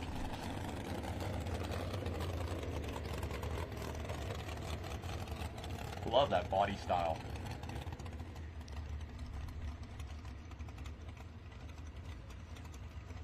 So I wonder if Jake was sitting there watching Anna. Anna took that left side. Sure he was. Looks like he's more back there in the center of the track. Maybe just a little bit to the right of where Anna ran. And it looks like there might be some more moisture in the center of that track as well. Yep. Definitely could use it. The track's drying out pretty fast.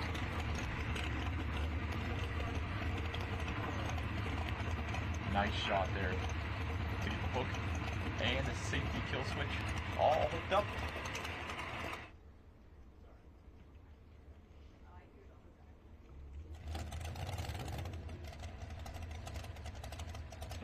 So best run so far for this truck was Farley, Iowa, 6th place.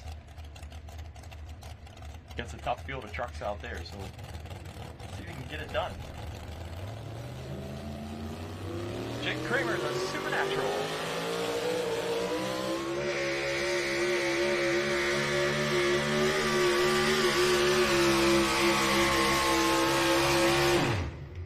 Good pass. Yeah, got over that hump. Didn't really have a lot of issues with that truck hopping. Nope. It's probably top 10 maybe. I think you're right. We'll see what we got. Maybe just a little bit shorter top 10. Yeah, just an awfully clean run.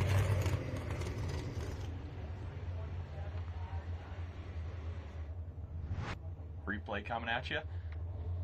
Yeah, right out of the gate, I mean, just a little bit of hopping, but not bad. 14th. Yep. 327. And 5. I was just a little bit shy of Mangan. Smooth run.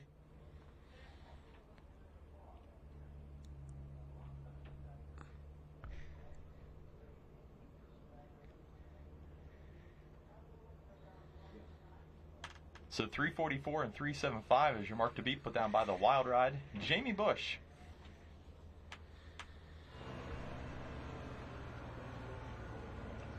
we got Scott Phillips up next. He got 2 second places in Chapel Hill 2 weeks ago.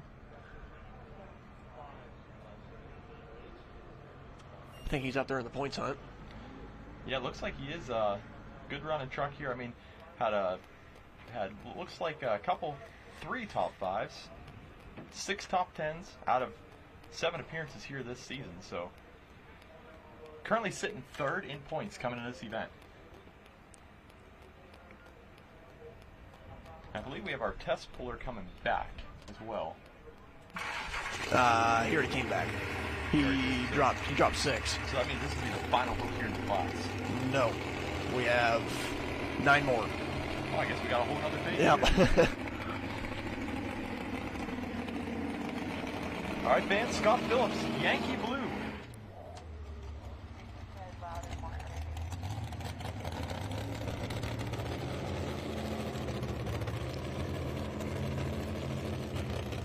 This is that sharp-looking truck. I mean, these guys do a great job here with their bodies. Yep. Just a good-looking class. And I mean, the numbers in the class as well. Oh, yeah. We've had really good numbers, really across all classes this year. He was out of the sport for a while. He's racing modifieds, circle track racing. Decided to come back. I think he made his first hook back in Bowling Green last year. And then he's running the point series this year. So good to have him back in the sport. Yeah, I'm sure there's a big difference between the dirt track racing and coming back into pulling like this. Oh, for sure. Be interesting to ask him what the biggest difference is from when he got out and came back, or what he's noticed that's changed. Yeah, we'll have to bring him in the booth sometime, maybe get an interview from him.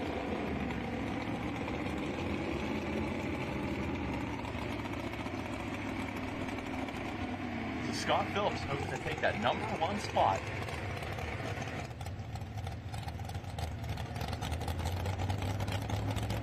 Another truck at the center line. I don't think they're going to try that left or right side. Right in the center here. Yankee Blue.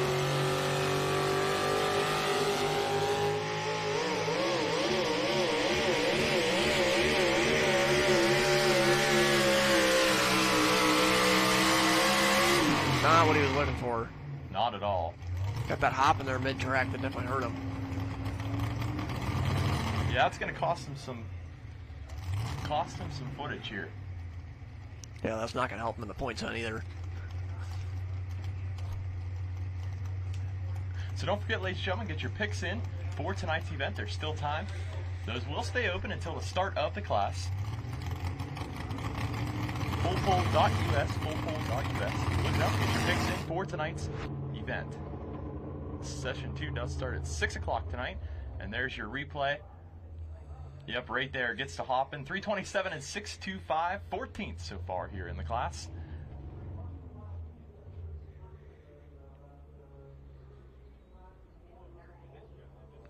And once that weight box tops off, stopping right there in his tracks.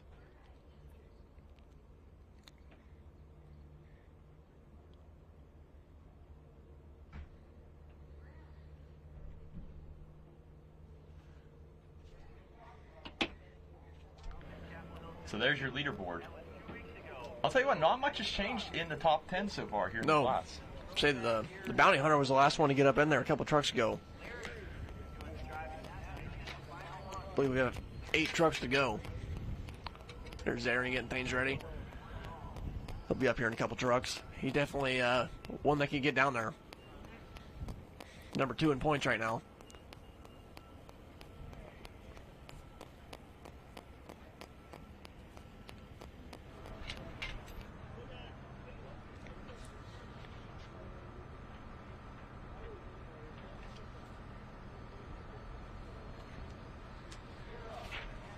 Trying to see where he's at here on our sheet. I believe he is 29th hook. 29th hook. So we got Lisa Peterson coming up next in the Profab geared up. Baldwin, Wisconsin. The Profab geared up. Larry, her husband, won in Chapel Hill on Saturday night 2 weeks ago on the last hook in the class.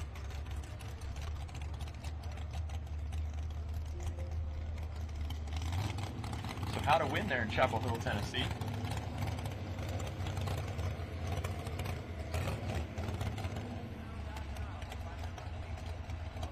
Up there's Larry out front getting her backed in. So the truck is currently sitting 14th in points. So if she come out with a win, that would definitely change her points moving into that next event as well.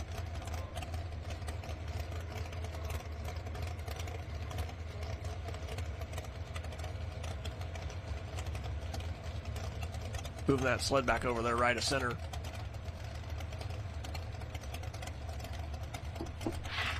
So where would you set up that sled if you had to run? I know last night when we ran, the right side of the track was definitely the place to go.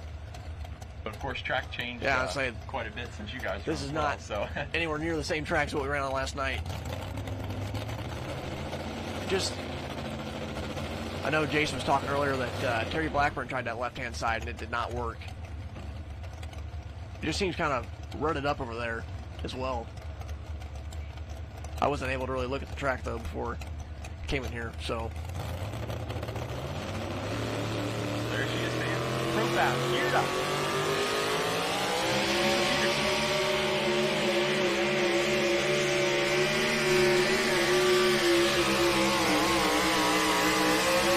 Pretty good pass. Yeah, she's right in the mix here. I'd say at least top 10. Yep. Right around 10th. Maybe just short.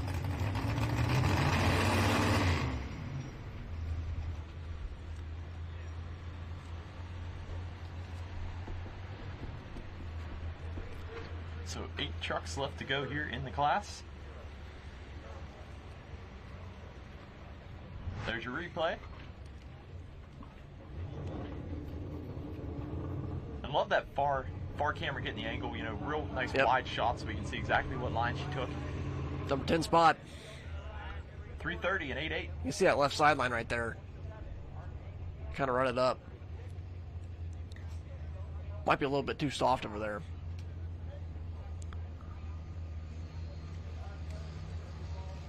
I haven't really seen anybody run that line. I think the farthest over there that anybody went was Mangan and when DJ Sullivan first tried to run over there, left to center. Well, at least that'll put her on our leaderboard here. Yep.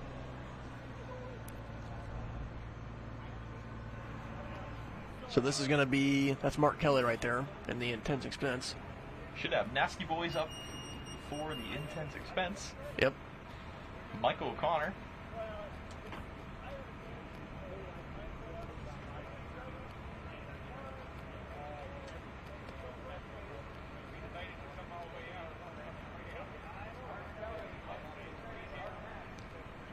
Don't typically see this body style here in the modified truck class. No, you don't.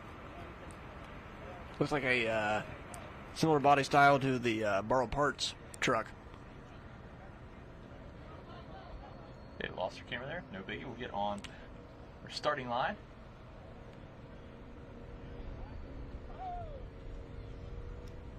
We'll get that truck fired up. So here for your points as well, the Outlaw currently leading in points. I mean, that's a top truck here in the class, roll number 19 in that second position. Yep, he's got second place points right now so far today. So it's cool, ladies and gentlemen, download the full app. You can go on your app and watch the live results. So as they're put in, they'll be updated on the app. Looks like Michael Connor is not going to be making the call. So this is going to be Mark Kelly at River Falls, Wisconsin.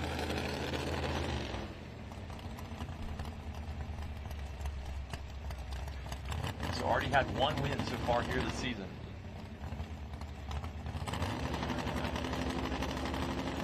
So had the win there in Minnesota.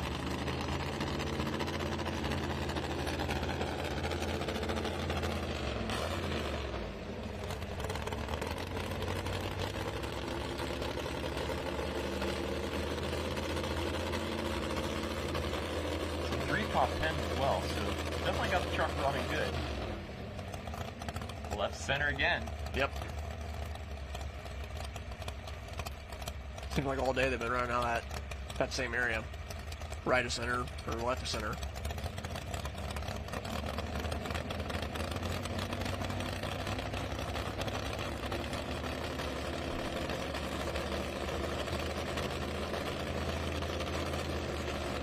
chain tight here for the intense expense. Mark Kelly.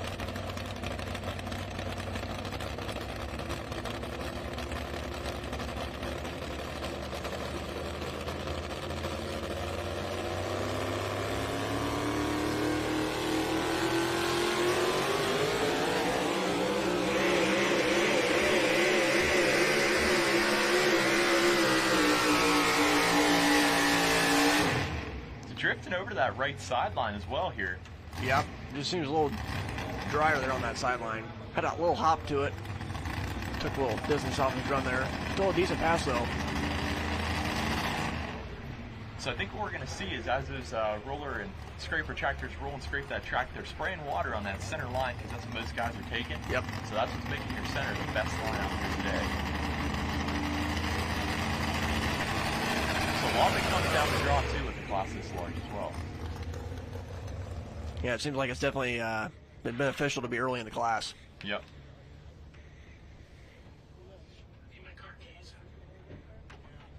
Right there.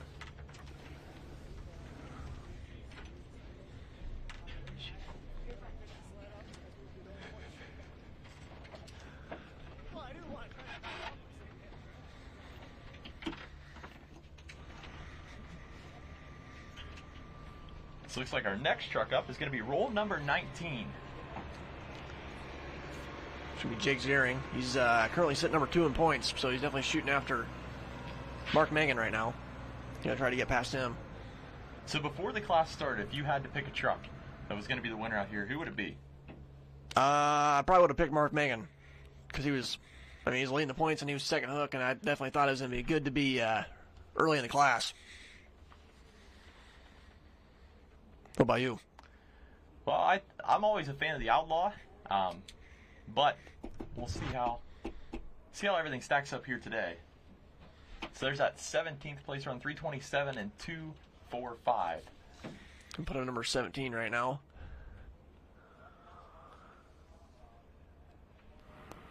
Haven't really had anybody get better than 10th place so far late in the class.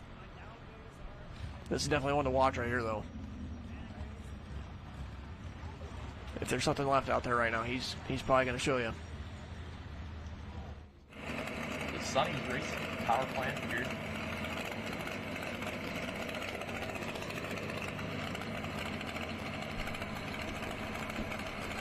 So once again, fans, if you have not already, go to fullpool.us, place your picks for tonight's event. We do start at 6 o'clock. I believe we have countdown to poll time as well.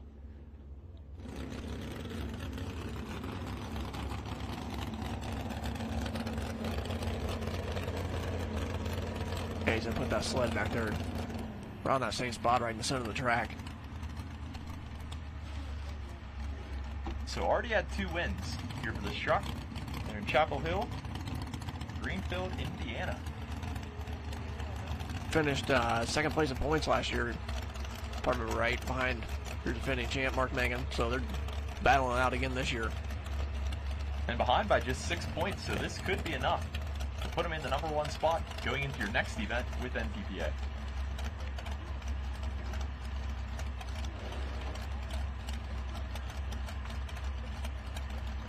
Definitely an experienced driver behind the wheel as well. Yep, been pulling for a long time.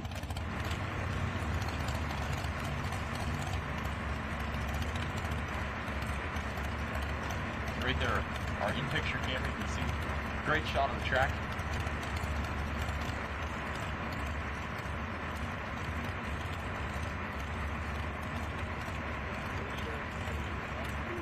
Watch for those green flags here for roll number 19.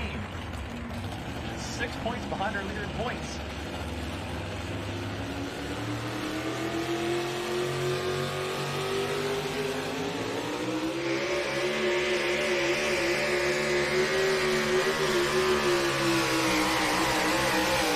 Oh, he's right there. Boy, an awesome. He's right nice there. Smooth run as well. It's going to be close. I think he got Mark, so I think he helped his points. He may have gotten the lead.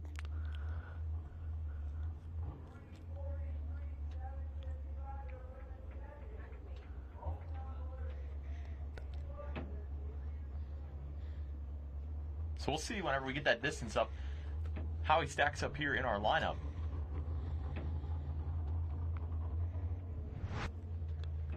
And there's your replay. So there's definitely a distinct line in that center where these guys are sticking as well. Oh, he's just short. Goes number 2, 343. I believe number 1 was 344. So Jamie Bush is going to continue to lead the class, but Jake Zering definitely gave him a run for his money. So it can still be done here towards the end of our class. Your modified trucks. Man, that was about a picture-perfect run right there. Yeah, not much you could change if you had to do that one over again. Had good speed. It was smooth. Especially being that late in the class, nobody's been able to get close, and you go into second place. It's just about half a foot short there of Jimmy Bush. So he did gain a couple points there on the Outlaw. I think he gained 2 points. So it'll make that points race a little bit tighter. That's what's really fun with a class like this, because those points are awfully close, and even the distances that we've seen here today are really close as well. And that's what makes a fun, competitive class. Yep. Looking at Tommy Corsa right here. I think this is a brand new truck called American Made. I think this is going to be the first run on it, so hopefully get a good run right here. Yeah, the second place run there in Benson, North Carolina. Yep, he's been doing, I think he's drove every truck they've had this year. I think he drove the 2-wheeler at Toma one session, and he's been driving the tailor-made truck here and there when Taylor hasn't been able to be there.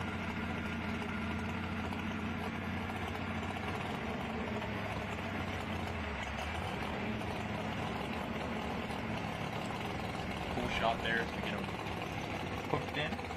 Got a Ford Ranger body style on there. I don't think we have. It's a newer style Ford Ranger. I don't think there's any of those in 4-wheel drive class. A couple of those in 2-wheel drive, but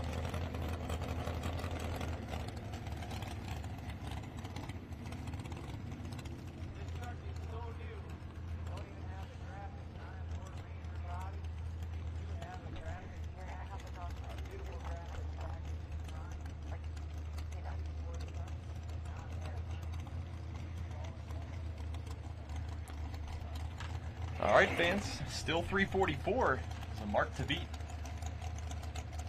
it's moving that sled just a little bit to the left from where Zering ran. About right there in the center of the track. I think that's where you got to go at right now. Yeah, I think that center line is going to be the one to take. They've just been building a road. There's just not enough water in the track, I don't think, to run anywhere else. Well, and that's one of those things you see, too, here. With the midday pulls, the track conditions change, so something like this, a lot of it does come down to your draw number whenever you register. Tommy Corsa, American Made. Hoping to take that number 1 spot, 344. All the way from Georgia. All the way from Georgia. There's not very many modified trucks out of Georgia. Nope. I think we got 2 or 3 running circuit here, so. In fact, I'm trying to think this actually might be the only competitor we have from Georgia. Danny Johnson's from Georgia. Okay, so Desperado. So we got 2, both in the 4-wheel drive class. All right, American Made.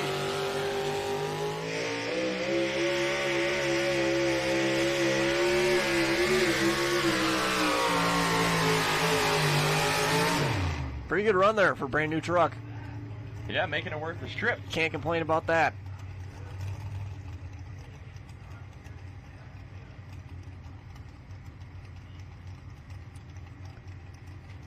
He's right on down there. I think that's probably maybe top 10.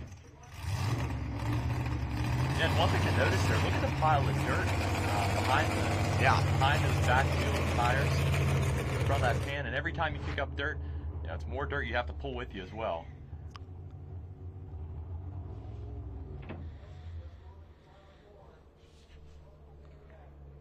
Number 6 spot, 335. It's definitely there. We got 4 trucks to go in the class.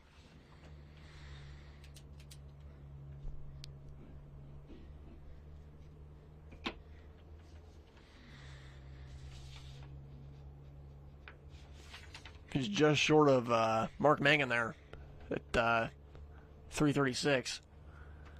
I'm sure Zaring was wishing he would have got by him. So that'll bring up the Foolish Farmer. It's a 1979 Ford body. Mike Mankey. Been running for a while. Definitely a good puller. Yeah, and out of Arlington, Wisconsin.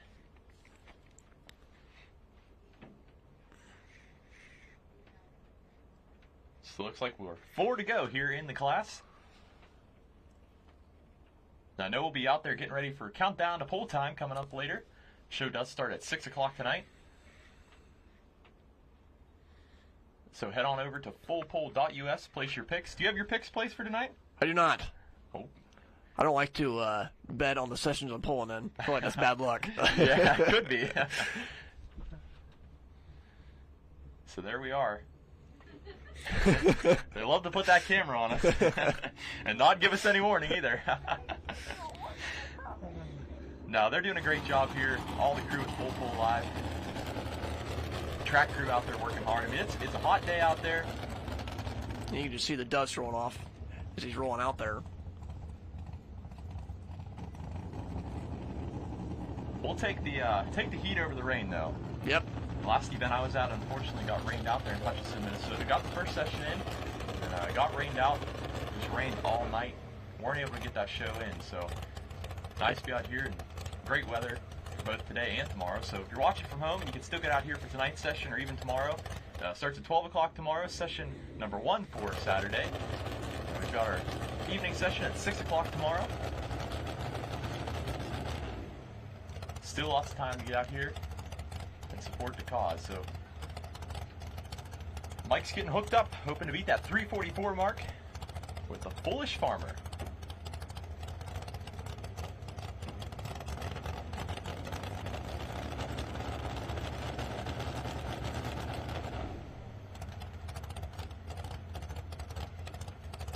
Been pulling for over 30 years as well, so an experienced competitor behind the wheel.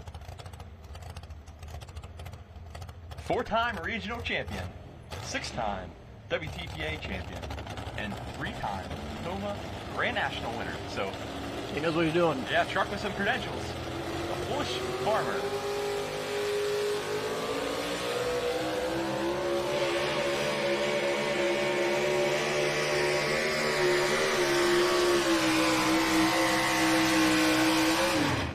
Good run there for Mike.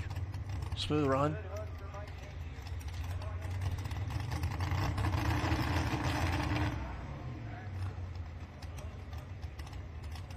So we'll see how he stacks up in the class.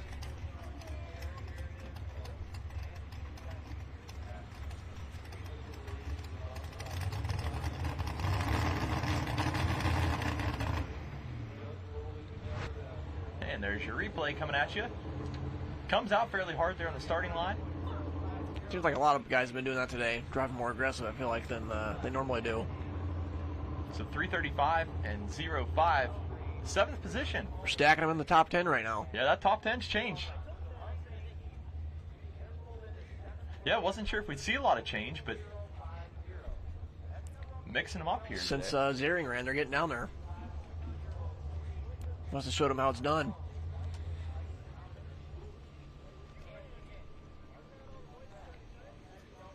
So got 3 more trucks here to go in the 4-wheel drive class. Yeah, Matt Davis will be up next.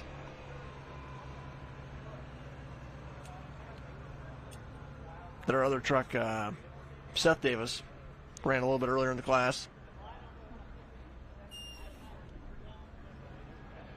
with the backfeed truck. Yeah, and there's your leaderboard. 344, 37 by the Wild Ride. Let's come back on your next competitor. So a lot of these guys have been pulling this same class too for a while. So, you know, our next competitor, Matt Davis, been pulling for 34 years in the division. Wow. And that's what makes a super competitive class when you got a lot of the guys pulling for many years.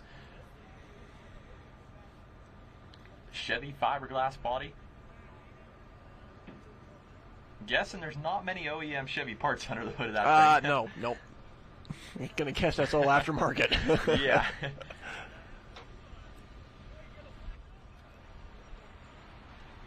So we'll have the Spellbound truck up after him, and then spare parts to round out your modified truck division.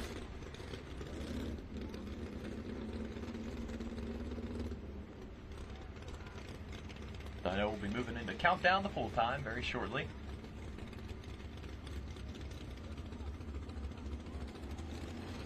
Definitely got a good session lined up for tonight. Yep, and especially tomorrow as well. Lots of great classes. What tonight? I know we have the semis, always a fan favorite coming at you. Super stock diesels, mini rods, unlimiteds, light super stock. I feel like I'm missing one, but all very, very good classes. It'll be exciting to see how the mini rods stack up as well with them going last night. Yep. Say I'm first hook, so we'll see how that goes.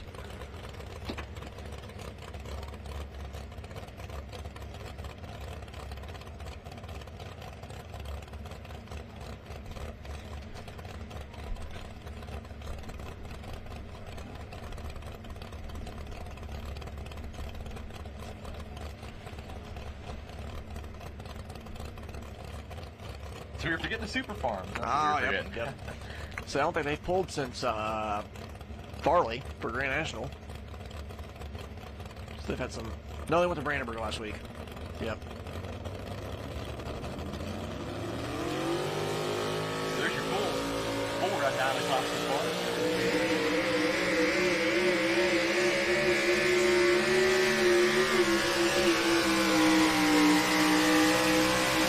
Had a good run. Yeah, screaming down the track there for the outrage.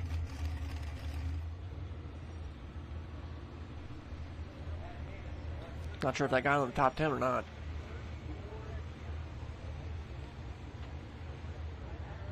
We got to the top 10 a short time ago there in Wisconsin. We'll see how he stacks up here in the class. So they're putting some methanol on the top of Tommy Tremolian's engine there. Get it fired up.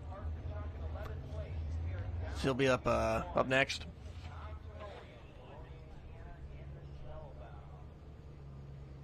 Then we'll have spare parts up on deck here.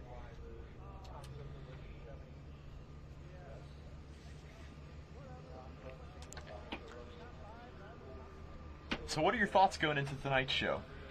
I'm hoping to just make a good A to B pass and keep the points lead going into Napoleon next week. That's my main goal. I think maybe being earlier in the class will be an advantage, hopefully. I was middle of the pack last night and it worked out all right, though. So That's for sure. Not really looking forward to watching the rest of the class come after me after I'm first hook.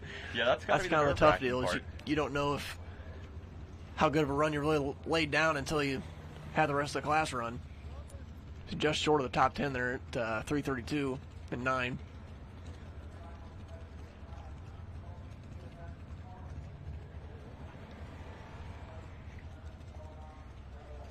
Another fairly smooth run. Yep. That's the thing. Some of these guys, they make good passes. I'm not really sure what else they could have done different. They just don't get there. Yep, and there's your leaderboard up there. As we got the next truck up called Spellbound. Out of Bologna, Indiana. Tom does a lot of engine work for some of these four-wheel drive guys.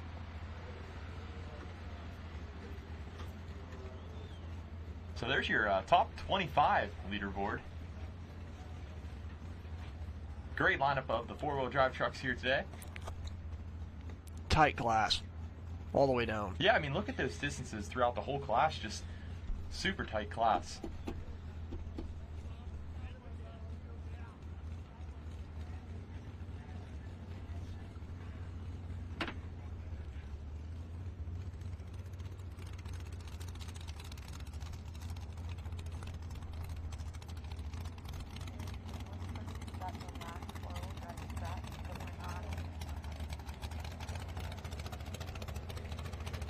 So this is a 2008 Chevrolet body.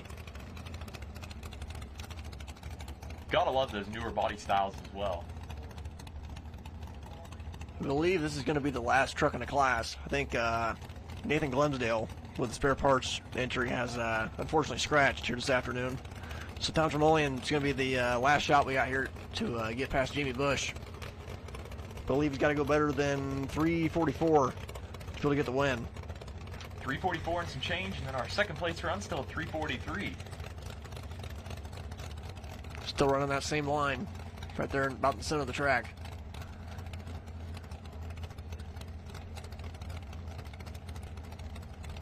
Checking things over there before Tommy takes off.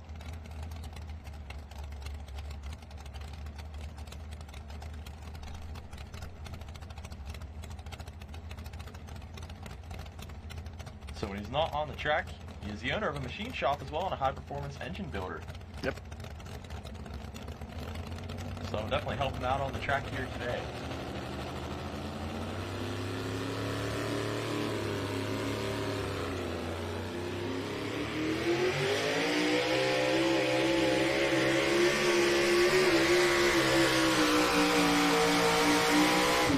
Very patient leaving the line. Yeah, came off the line pretty easy. Not sure if that helped him or hurt him. I don't think it really did. Ben Ellis is really the only one that drove that soft. But Jamie Bush can get the winner this afternoon at 3:44. Just about 10 miles down the road. Basically his hometown pool, so pretty cool deal for him.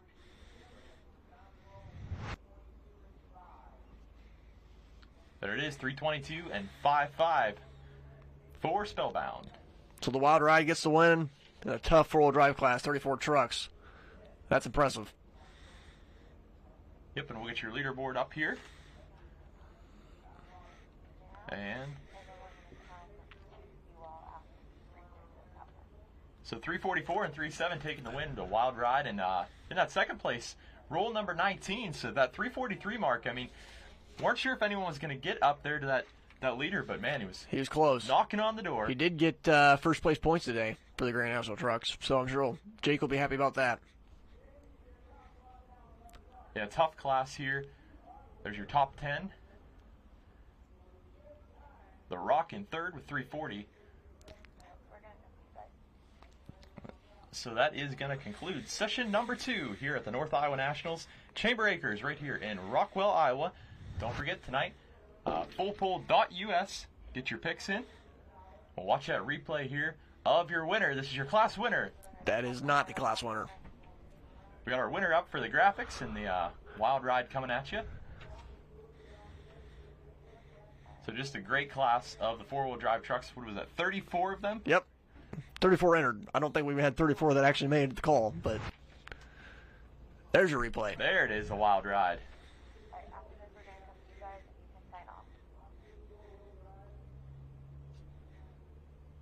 Yep, so a great pass there. Early hook in the class. Yep, hook number 14. Yep, able to take that win out here tonight.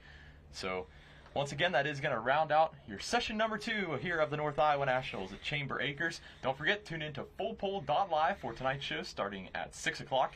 We do have the countdown to pull time as well. So, ladies and gentlemen, thank you all for tuning in, and we'll see you later on.